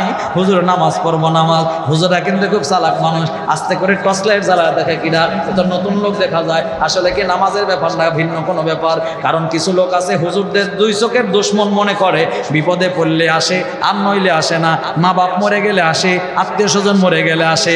কারণ হুজুরদের গভীর রাতে মানুষ ডাকে 2 কারণে। কয় কারণে? 1 নাম্বার কেউ মারা গেছে, অথবা কোনো গোপন বিয়ে পড়ানো লাগবে। কারণ গোপন বিয়ে পড়লে টাকা বেশি পাওয়া যায়, হুজুরেরও ধান্দা। কেউ কি মরছে নাকি? বলে না। তাহলে কি গোপন বিয়ে পড়ানো লাগবে নাকি? বলে না, গোপন বিয়ে পড়ানো লাগবে না। এমন লোক বলেন তো সমাজে আছে না নাই? ওরা ঠেকাই পড়লে মোল্লা চিনে, যখন ঠেকা হয় তখন হুজুর পছন্দ হয়। ওরা ঠেকাই পড়লে মোল্লা চিনে, নইলে চিনে না। ওরা ঠেকাই পড়লে মোল্লা চিনে, নইলে চিনে না। এই মোল্লা রে ছাড়া তোরে দাফন দিবে না, এই মোল্লা রে ছাড়া তোরে কবর দিবে না, এই মোল্লা ছাড়া তোর জানাজা কেউই করবে না, এই মোল্লা রে ছাড়া তোরে কবর দিবে না, এই মোল্লা না থাকিলে তোর মার বিয়েও হইতো না, এই মোল্লা রে ছাড়া তোরে কবর দিবে না। বলে হুজুর না, অত কোনো বিপদ না, আমি নামাজ পড়তে চাই। বলে কিসের নামাজ? ফজরের নামাজ হবে ভোর 10:30টার পর, আর এখন রাত তো 3টা বাজে, তুমি নামাজ পড়তে চাও? বলে হুজুর ঠেলার নাম আব্বাজান। ডক্টর ইউনূস বলছে নামাজ না পড়লে এতগুলা সাজা আমি খেতে চাই না, আমি নামাজ পড়তে চাই। বলেন তো নামাজের জন্য কি আর এখানে কোনো ওয়াজ করার দরকার আছে ভাই? তাহলে সব লোক নামাজি হওয়ার জন্য ওই জায়গার 1 মিনিটের ওয়াজ যথেষ্ট। কথা বলে। কিন্তু এত সরকার আসলো, এত সরকার গেল, 92% মুসলমানের দেশে কোরআনের শরিয়ার এই একটা আইন নামাজের কথাটাও কেউ বাস্তবায়ন করল না। কেন করল না? হিসাব কিতাব করে দেখলাম, লিমা তাকুলুনা মা লা তাফালুন। নিজেরাও নামাজ পড়ে না। আল্লাহ বলছে তোমরা যা করো না তা মানুষদের কাছে বলো না। নিজেও নামাজ পড়ে না, তাই মানুষদের কাছে বলতে চায় না। কারণ দেশ গ্রামে সব লোক যদি নামাজি হয়ে যায়, সবাই যদি ভালো হয়ে যায়, তাহলে রাস্তার কুয়া চুরি করবে কিডা? রাস্তার ব্রিজের রড চুরি করবে কেডা? কথা বলেন ঠিক না বেঠি? কত সরকার আইলো গেল, কত দিল সান্ত্বনা, দেবর বেলায় কাজবালাটা আসলে সব বাহানা, কথা কোন ঠিক কিনা? আরে কত সরকার আইলো গেল, কত দিল সান্ত্বনা, দেবর বেলায় কাজকলাটা ভোটটা নেওয়ার বাহানা, সবই ভোটটা দেওয়ার বাহানা। ওদের তালে আর পড়িস না, ওদের তালে আর পড়িস না। এবার চাইব যখন সমর্থন দেশের জনগণ, তোমরা বুঝে শুনে এবার দিও সমর্থন। ইমানের পরীক্ষা নিতে সামনে আসবে নির্বাচন, দেশের জনগণ তোমরা বুঝে শুনে এবার দিও সমর্থন। ভোট হলো ভাই দেশের তরে বিরাট আমানত, ও জায়গাতে ভোট দিলে ভাই হবে খিয়ানত। কথা কোন ঠিক কিনা? ভোট হলো ভাই দেশের তরে বিরাট আমানত, ও জায়গাতে ভোট দিলে ভাই হবে খিয়ানত। এবার দেশ বাঁচাতে দিন বাঁচাতে, এবার দেশ বাঁচাতে দিন বাঁচাতে সদা সজাগ থাকা চাই। এবার যেখানে সেখানে ভোট দেব না ভাই, এবার ভোট দেব ভাই সেইখানেতে আল্লাহ খুশি হয়, এবার ভোট দেব ভাই ওইখানেতে রাসূল খুশি হয়। এবার দেখে দেখে ভোট দেব কারা পার্লামেন্টে গেলে বগুড়ার গরিব মানুষের কথা বলে। এবার দেখে দেখে ভোট দেব কারা মসজিদ মাদ্রাসার পক্ষে কথা বলে, কারা শিক্ষা প্রতিষ্ঠানের পক্ষে কথা বলে। যারা এদেশে উগ্রপন্থী, যারা এদেশের মানুষদের বুকের উপরে নির্বিচারে গুলি চালায়, ওদের কোনো সমর্থন বাঙালি মুসলমান আমরা করব না। একটু বুঝে থাকলে বলেন কথা ঠিক না বেশি? আমার ভাইরা, আমার বাবাজিরা, ওয়াজ এতক্ষণ যা করলাম, এখন ওয়াজের সুরটা আমি একটু চেঞ্জ করে দেব। আমার সাথে আপনাদের মনটা একটু চেঞ্জ করা লাগবে। এতক্ষণ যা বলছি বাবা, দেখতে দেখতে ঘড়ি কাটা প্রায় 12:15টার কাছে আর লম্বা করতে পারি না। এই দুনিয়া ক্ষণস্থায়ী, আখিরাত হলো চিরস্থায়ী। এই দুনিয়া থাকার জায়গা নয়, এই দুনিয়া ক্ষণিকের জায়গা বাবা। এই দুনিয়ায় তো আপনি সারা জীবন থাকতে পারবেন না। এই দুনিয়ার যা কিছু দেখতেছেন, রং তামাশা, রঙ্গমঞ্চ, যা কিছু আপনি দেখেন, আপনার এই বাড়ি, আপনার ঘর, আপনার গাড়ি, আপনার সব কিছু আপনি মনে করছেন সবগুলো আমার। না বন্ধু না, এই জমিনের কিছুই আপনার আপন নয়। আপনার আপন হলো আল্লাহর 30 পারা কোরআন। আপনার আপন বাড়ি হলো ওই অন্ধকার মাটির 3.5 হাতের কবর। ওই কবর ছাড়া আর তো কোনো জায়গা নাই বাবা। ওই কবর ছাড়া আমার আপনার তো আসল ঠিকানা আর কোথাও হবে না। এ দুনিয়ার সবই পর, কবর যে তোর আসল ঘর। এ দুনিয়ার সবই পর, কবর যে তোর আসল ঘর। কেমনে থাকবি পরে শুধুই মাটির বিছানা। চিন্তা করে দেখো না, কবরে কি যাইবা না। অমন চিন্তা করে দেখো না, কবরে কি যাইবা না। যেই কবরে আল্লাহ ছাড়া বন্ধু কেহই থাকবে না। অমন চিন্তা করে দেখো না, কবরে কি যাইবা না। যেই কবরে আল্লাহ ছাড়া বন্ধু কেহই থাকবে না। অমন কেন চিন্তা করে দেখো না, কবর আমার আসল ঠিকানা। এ বগুড়ার 3 মাথার মুরব্বী বাবাজিরা, যুবক ভাইরা, একটু দিলটা নরম করে দিয়া কবরের কথাটা শোনো বাবা। যদি কবরের কথা শুনে যদি মৌতের কথা চিন্তা হয়, যদি মৌতের কথা চিন্তা হয়, যদি তোমার অন্তরটা একটু নরম হয়, এখনো মনে করবা ইমান ঠিক আছে। আর যদি এখনো মরার কথা স্মরণ না হয়, এখনো যদি কবরের কথা চিন্তা না হয়, আর কতদিন মাস্তানি করবা, আর কতদিন এই রঙ্গমঞ্চে ঘুরে বেড়াইবা বাবা। যেদিন মালাকুল মউত আজরাইল আসবে, আল্লাহ পাক তো কোরআনে জানিয়ে দিয়েছেন, কুল্লু নাফসিন যায়িকাতুল মাউত। প্রত্যেকটা প্রাণীকে একদিন মৃত্যুর স্বাদ গ্রহণ করা লাগবে। মৃত্যু থেকে বাঁচার জন্য আপনি কোথায় পালাবেন, কোথায় পালাবেন? যদি আপনি ওই তারকা রাজির মধ্যেও ঢুকে পড়েন, আল্লাহ পাক বলে আইনামা তাকুনু ইদরিকুমুল মাউতু ওয়ালাউ কুনতুম ফি বুরুজিম মুশাইয়াদা। মানুষ যদি মৃত্যু থেকে বাঁচার জন্য ওই তারকা রাজির মধ্যেও ঢুকে পড়ে, আর সেখানেই যদি তার হায়াত শেষ হয়ে যায়, সুম্মা ইজা জা আজালুহুম লা ইস্তাখিরুন। এ বাবা, নিঃশ্বাসের কোনো বিশ্বাস নাই। এই বগুড়া থেকে নাটোর বাড়ি ফিরে যেতে পারবো তার তো কোনো গ্যারান্টি নাই। আপনার এই মাহফিল থেকে বাড়িতে যেতে পারবেন তার তো কোনো নিশ্চয়তা নাই। কত বক্তা বক্তৃতা দিতে দিতে এই মঞ্চে মারা গেল, কত মানুষ ওয়াজের প্যান্ডেলে মারা গেল। এ বাবা, কেন আপনার মরার কথা চিন্তা হয় না? কেন আপনার কবরের কথা চিন্তা হয় না? আপনি এই দুনিয়ায় একটু ভালো করে চক্ষুটা বন্ধ করে দেখেন, 200 বছর আগে যারা ছিল এখন তারা নাই।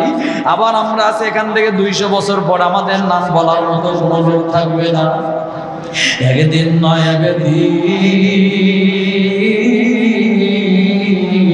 মালাকুল মউত আজরাইলের সামনে আপনার আমার হাজির হওয়া লাগবে।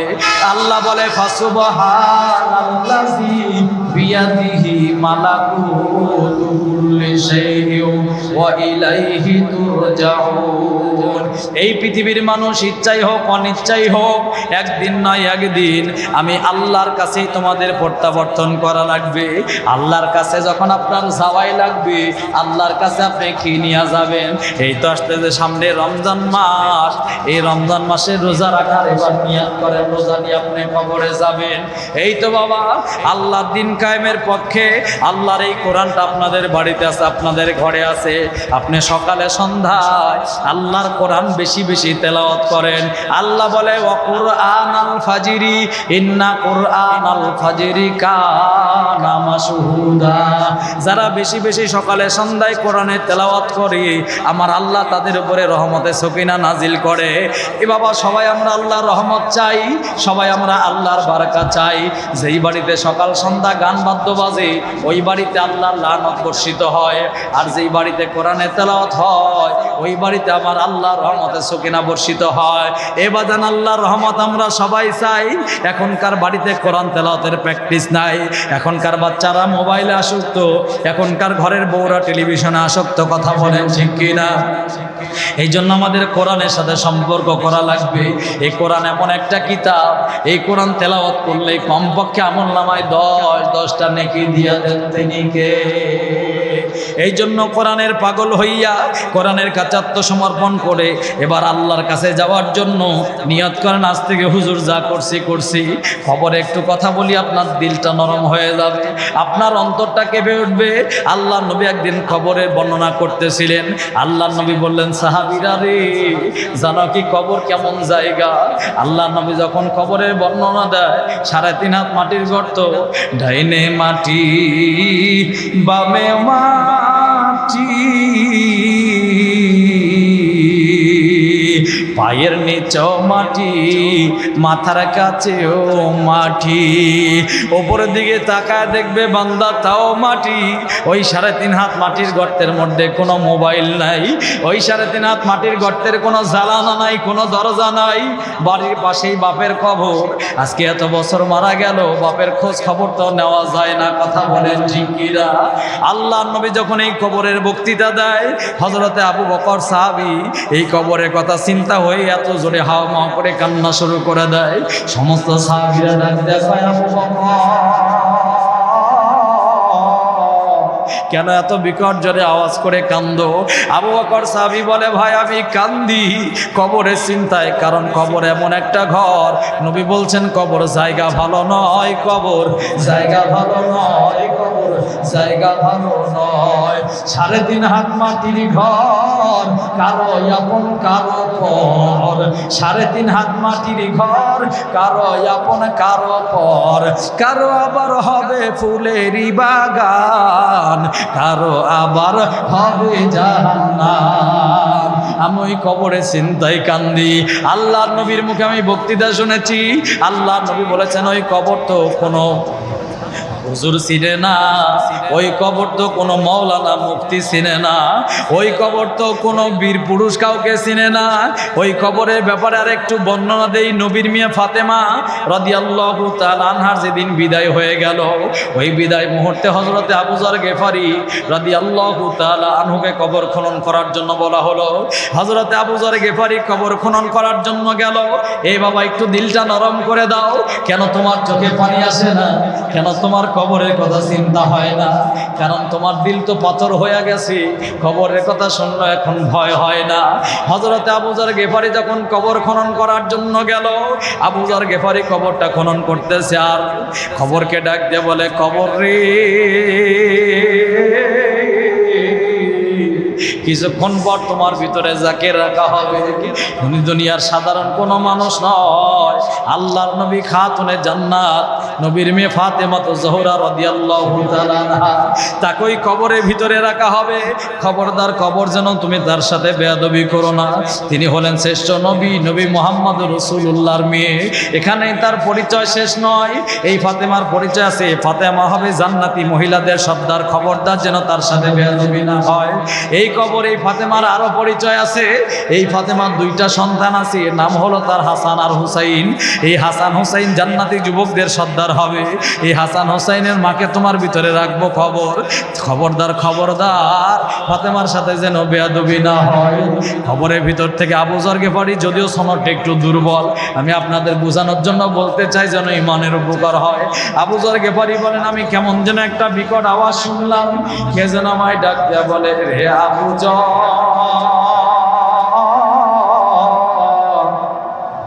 আমি কবর তো ফাতেমাকে চিনি না, আমি কবর তো নবীর মেয়েকে চিনি না, আমি কবর তো হাসান হুসাইনের মাকেও চিনি না, আমি কবর চিনি আইয়ুকুম আহসানু আমালা, যার আমল সুন্দর হবে আমি কবরটা তার জন্য সুন্দর প্রশস্ত হয়ে যাব।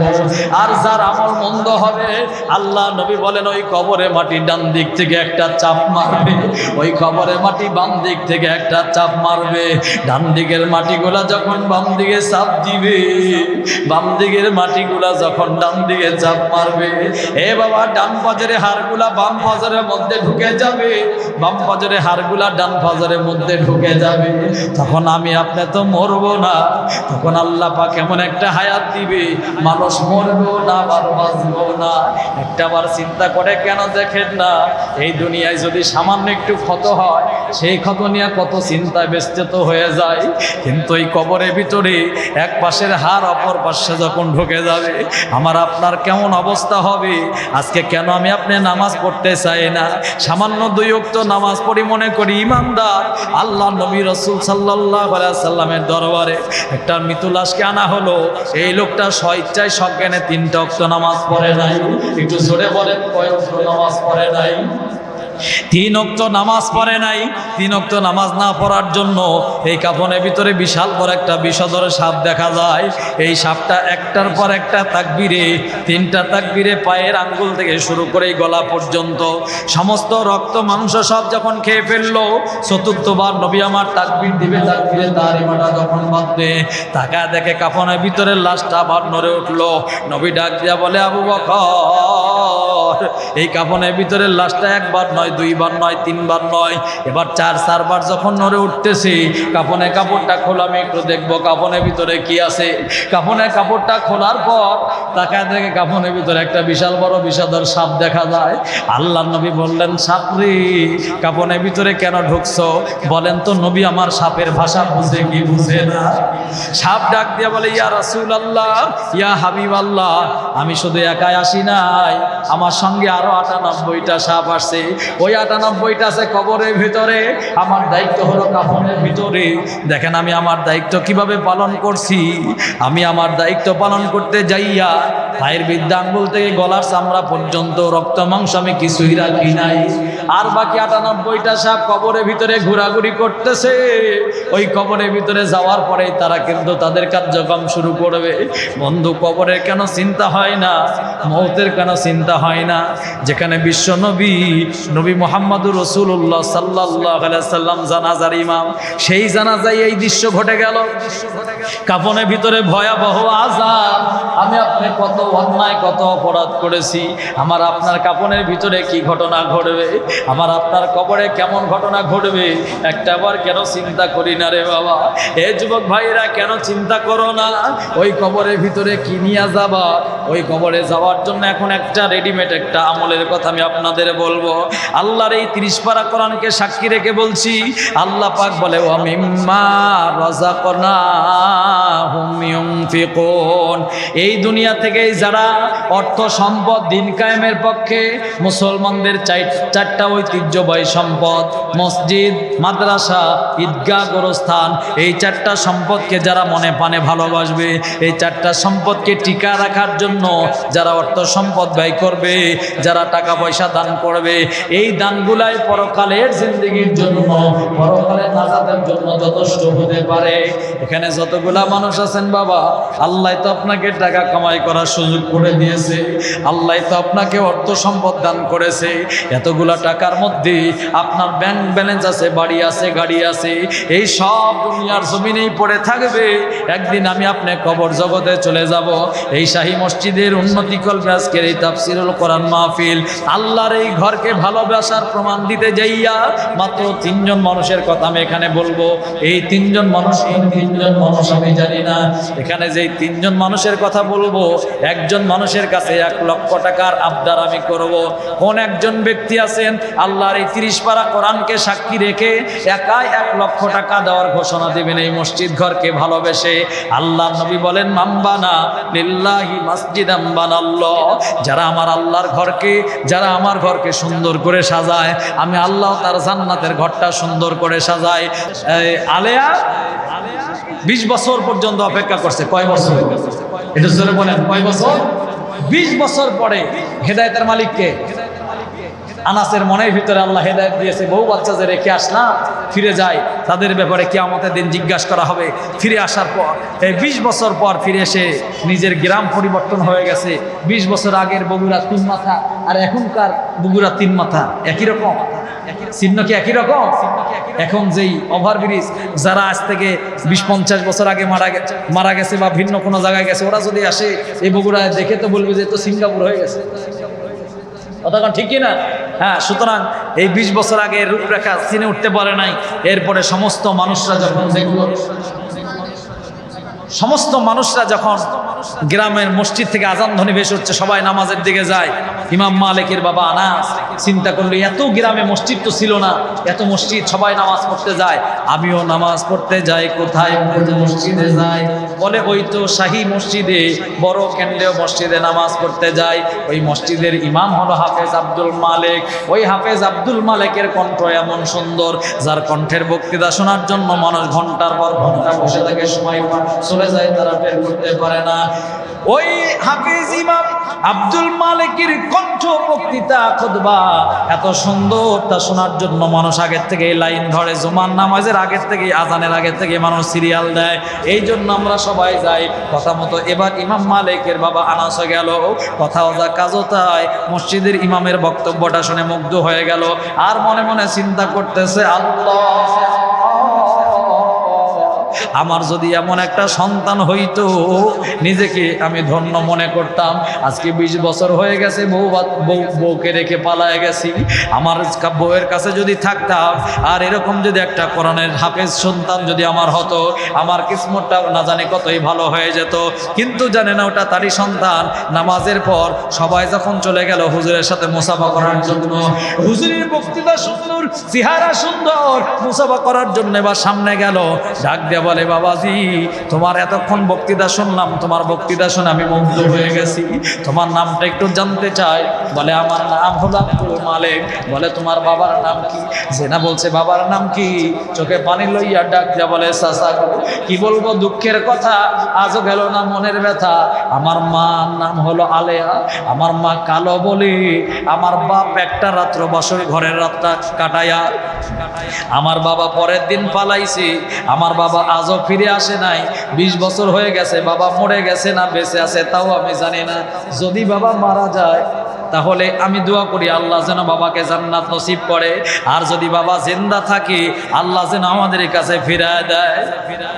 বলেন তো, যখন বলছে মায়ের নাম আলেয়া, কালো জন্যে বাবা পালায় চলে গেছে, ওর কি বুঝতে বাকি আছে এটা কার বেটা? বুঝে গেছে এটা তো আমারই সন্তান। পরিচয়টা দেয় না, ডাক দিয়া বলে, আমি তোমার বাড়ির মেহমান হতে চাই। বলে, হতে পারবেন, অসুবিধা নাই। এবার বাড়ির মেহমান হয়েছে, 3 দিন থাকলো। 3 দিনে কোনো মহিলার কণ্ঠের আওয়াজ শোনা যায় না। কি গো আব্দুল মালিক, তোমার বাড়িতে 3 দিন থাকলা, এই বাড়িতে কোনো মহিলা মানুষ কি থাকে না? বলে, থাকে, আমার আম্মা যান, আমার আম্মা থাকে, কিন্তু কারো তো কোনো কণ্ঠের আওয়াজ পাওয়া যায় না। আজকে 3 দিন পর চলে যাব, তোমার মাকে একটু পর্দার অন্তরালে আসতে বলো, শেষ বিদায় সমাপন একটু কথা বলে যেতে চাই। ডাক দিয়া বলে, মাগো, যেই মেহমানটা 3 দিন থাকলো, ওই মেহমানটা শেষ বিদায় বক্তব্য দিতে চায়। হাফেজ ইমাম আব্দুল মালিকের মা আলিয়া ডাক দিয়া বলে, না বাবা, আজকে তোমার বাবা যাওয়া 20 বছর হয়ে গেছে। আমি আলিয়া, আমার ভিতরে আছে 30 পারা কোরআনের আলো। আমি জানি পর্দা কেমনে করতে হয়। আমি কণ্ঠেরও পর্দা করি, আমার কণ্ঠ আজ পর্যন্ত কোনো পরপুরুষ শোনে নাই। আর আজকে ওই মেহমানকে শোনায়া আমার কণ্ঠের পর্দার বরখেলাপ করতে চায় না। তুমি মেহমানকে আসতে বলো।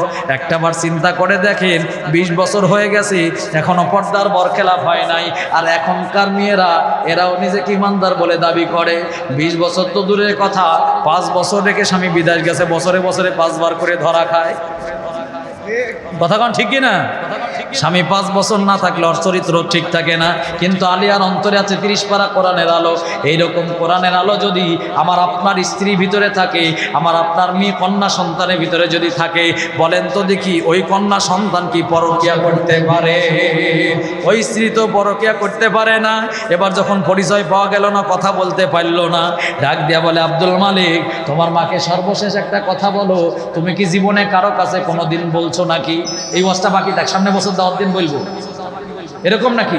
যেটা ধরছি শেষ করে 1 মিনিট সময় লাগবে। দেখেন ডাক দিয়ে বলছে, বাবা তোমার মার কাছে বলো, জীবনে কি কোনোদিন এমন কোনো কথা তোমার মা তুমি কি বলছো, কারো কাছে বলছো যে আমি যদিও কালো কিন্তু আমার অন্তরের ভিতরে আছে 30 পারা কোরআনের আলো?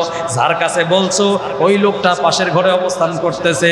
ডাক দেয়া বলে, বেটা আব্দুল মালিক, আমি এই কথাটা যার কাছে বলছি উনি আর ভিন্ন কেউ নয়, উনি হলো তোর জন্মদাতা বাবা। আল্লাহু আকবার। পরিচয় হয়ে গেল 20 বছর পর। দুটি হাত আকাশের দিকে তুলে আল্লাহর কাছে দোয়া করতেছে, আল্লাহ 20 বছর পরে আমার স্বামী আমার কাছে ফিরে আসছে, তোমার প্রশংসা করছি, তোমার নিয়ামতের শুকরিয়া আদায় করি। আর এখনকার যদি 20 বছর না 5 বছর খোঁজখবর না নিয়ে ফিরে আসি, পারলে পিঠমোড়া দিয়া বেঁধে ওরে পিটাবে। কথা বলেন ঠিক কিনা? এজন্য ধৈর্যশীল হওয়া লাগবে। মা বোন যারা কথা শুনছেন ধৈর্যশীল হয়ে যান। অবশ্যই আপনার স্বামীর জন্য দোয়া করবেন, আপনার স্বামীর কামাই রোজগারে আল্লাহ বরকত বাড়ায় দিবে। যারা স্ত্রীরা কোরআন তেলাওয়াত করবে তাদের সংসারে বারাকা দান করবে। আজকের মতো আলিয়ার ওয়াজ এখানে শেষ করলাম, আর বাকি ওয়াজ যা বাকি আছে তো বাকি। আজকের মতো ওয়াজ শেষ। সোনার বাংলাদেশ নাকি? এখন আমরা মোনাজাত করব। জি যারা আছেন দাঁড়িয়ে আছেন, ওই আমি নিজে দেখেছি, আমি হামজা শুরুতে বলতেছি, আমি নিজে দেখেছি।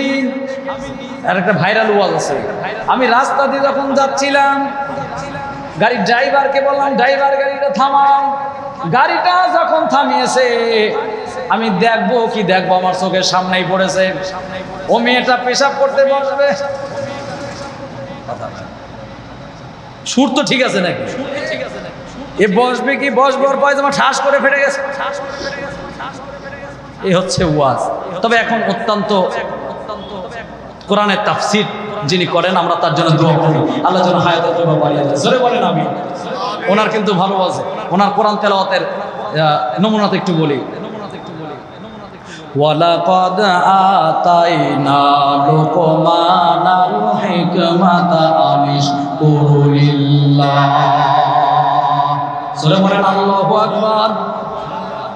ওয়ামাই ইয়াশকুরু ফাইন্নামা ইয়াশকুরু লিনাফসি। আল্লাহ পাক বলেন, কথা বলেন এরকমই থুবাস।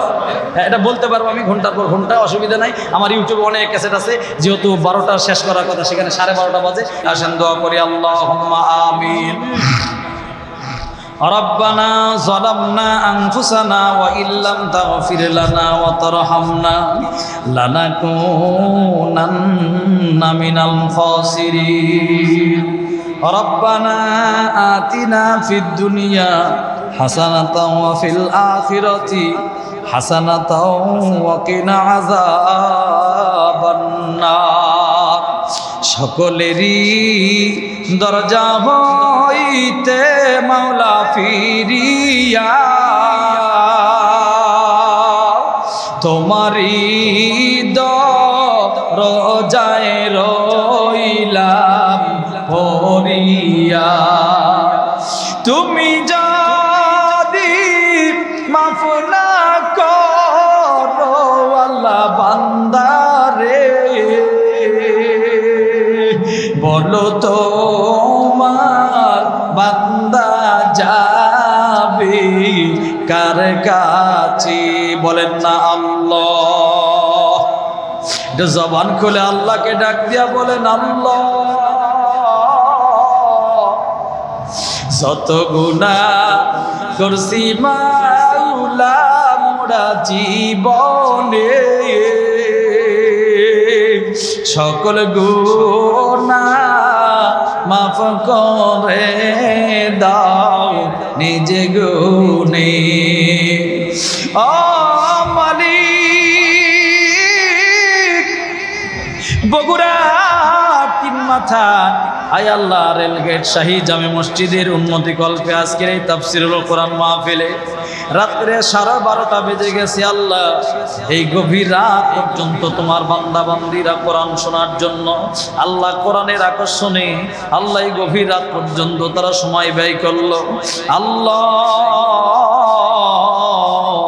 এই বরকতপূর্ণ প্রোগ্রামে কোরআনের প্রোগ্রামে এতক্ষণ বসে থেকে তোমার দরবারে দুখানা হাত উত্তোলন করেছি। আল্লাহ দয়া করে মায়া করে আমাদের তামাম জীবনের গুনাহ মাফ করে দাও।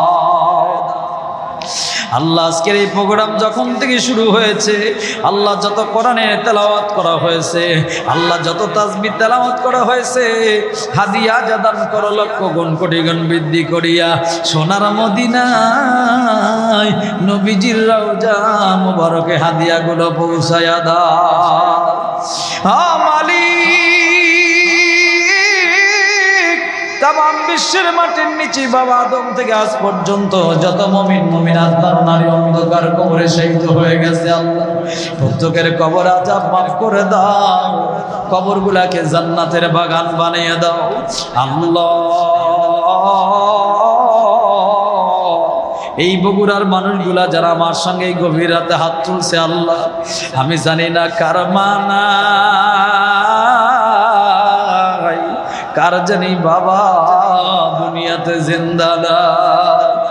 এ বন্ধু, কার মা নাই কার বাবা নাই, এই গভীর রাত ওই মায়ের জন্য বাপের জন্য কে একটা ফোঁটা চোখের পানি দিতে পারো না রে ভাই?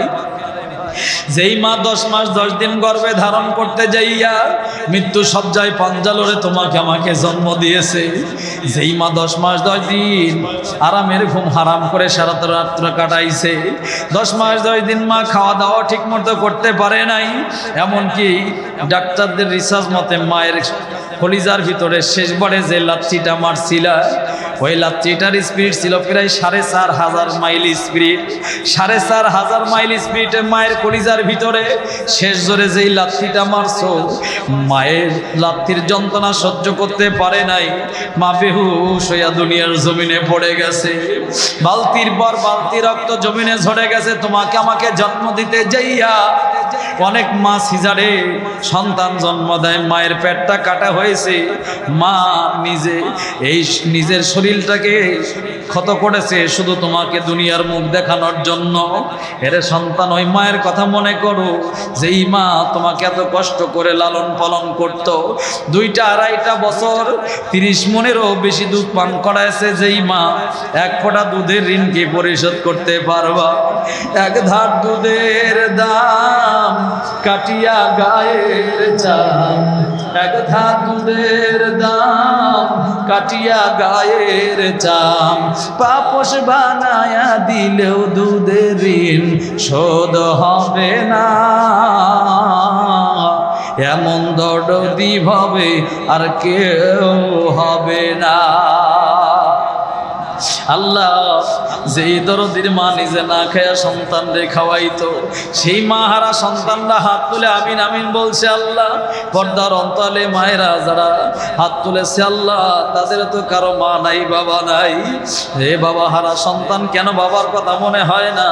যেই বাবা ব্যাংক ব্যালেন্স বাড়ি গাড়ি সব রেখে কবর জগতে চলে গেল, যেই বাবা তোমার জন্য কত কষ্ট করে মাথার ঘাম পায়ে ফেলে তোমার জন্য খাবার ব্যবস্থা করত, তোমার পোশাক কিনে দিত, যেই বাবা তোমার সকাল বেলার পুতুল খেলার সাথী ছিল, সেই দরদের আব্বা তোমাকে যদি কেউ একটা থাপ্পড় দিত 10টা থাপ্পড় দেওয়ার জন্য রেডি হয়ে যেত। সেই দরদের আব্বা তোমার মাথার উপরে বট গাছের ছায়াটা আজকে আর দুনিয়ার জমিনে জিন্দা নাই। যেই বাবা এত সম্পদ রেখে গেল তোমার জন্য, সেই বাবার জন্য এক ফোঁটা চোখের পানি দিতে পারো না। আল্লাহ তাকায় দেখো, বাবা হারা সন্তান, মা হারা সন্তানগুলা বাবার কথা মনে করে, মার কথা মনে করে কান্দে। আল্লাহ, আল্লাহ দয়া করে মায়া করি মা হারা সন্তান বাবা হারা সন্তানদের দোয়া কবুল করে নাও। আমাদের মা বাবার কবরে আযাব মাফ করে দাও। পড়েন সবাই রব্বির হামহুমা কামা রব্বায়ানি সগীরা। আল্লাহ শৈশবে তারা যেভাবে লালন পালন করেছে, তারা কবর জগতের বাসিন্দা হয়ে গেছে। আল্লাহ তাদের কবরকে রিয়াজুল জান্নাহ বানিয়ে দাও। আল্লাহ আমাদের মা বাপ যাদের জিন্দা আছে, আল্লাহ হায়াতে তয়বা বাড়িয়ে দাও। আল্লাহ এই শাহী মসজিদের উন্নয়নের জন্য যা কিছু লাগবে তুমি তোমার গায়েবী খাজানা থেকে পূর্ণ করে দাও। আল্লাহ এই মসজিদের দায়িত্বশীল যারা আছে সঠিক মতো দায়িত্ব পালন করতে পারে তৌফিক দান করে দাও। আল্লাহ এই বগুড়ার মানুষগুলা 2-2.5 ঘন্টা সময় পার হয়ে গেছে। আমার মনে হয় এই গাড়ির আওয়াজে এমনকি আল্লাহ তাদের এই ওয়াজ শোনার মন মানসিকতা এখনো ঠিক আছে, আল্লাহ ওয়াজ শুনে তাদের মনটা ভরে নাই। আল্লাহ আমি যদি আরো বলতাম এরা আরো শুনতো। আল্লাহ 2-2.5 ঘন্টা পার হয়ে গেছে, তাদের ধৈর্য ত্রুটি আমি ঘটাই নাই। আল্লাহ এই সোনার মানুষদের সাথে নিয়ে হাত তুলেছে আল্লাহ তোমার দরবারে। আল্লাহ জীবনে একবার হলেও আমাদের সবাইকে মক্কা মদিনার মুসাফির হিসাবে কবুল করে নাও। ও দয়ার আল্লাহ, এই বগুড়ার এই 3 মাথার এই মাহফিলের আয়োজন যারা করছে আল্লাহ এদেরকে তুমি কবুল করে নাও। আল্লাহ এদের আসমানি বালা আসমানে উঠা নাও, জমিনে বালা জমিনে দাফন করে দাও। এই মাহফিলে দাওয়াত দিয়েছে মাওলানা মিসবাহুল হক, আল্লাহ তাকে তুমি আমিনতুল ইসলামের জন্য কবুল করে নাও, দিন কায়েমের লড়াকু সৈনিক হিসাবে কবুল করে নাও। আল্লাহ এই গ্রামের যুবক ভাইদেরকে খালেদ বিন ওলীদের উত্তরসূরি হিসাবে কবুল করে নাও, দিন কায়েমের একজন লড়াকু সৈনিক হিসাবে কবুল করে নাও। আল্লাহুম্মা বাল্লিগ সালাতানা ওয়া সালামানা ওয়া রুকুআনা ওয়া সুজুদানা ইলা নূরি রাউজাতিল মাদিনা। আল্লাহুম্মা বারিক লানা ফি রজব ওয়া শাবান ওয়া বাল্লিগনা রমাদান। আল্লাহ রমজান মাসের যত রহমত বরকত আছে আমাদের জন্য বরাদ্দ দিয়ে দাও। আল্লাহ এই শেষ বেলায় তোমার কাছে একটা দরখাস্ত জানাই। আল্লাহ যেদিন মালাকুল মউত আজরাইল আমাদের পান পাখিরা নেওয়ার জন্য সামনে দ্বন্দ্বায়মান হয়ে যাবে, জীবনের কোন আমল যদি কবুল না হয়, আজকে এই কোরআনের মাহফিলে সময় ব্যয় করার উসিলা করে মউতের ওই সময় ইমানি মৃত্যু দিয়ে আমাদের জবানে মধুর কালেমা কালেমা তয়েব জারি করে দিও। পড়েন সবাই লা ইলাহা ইল্লাল্লাহু মুহাম্মাদুর রাসূলুল্লাহ সাল্লাল্লাহু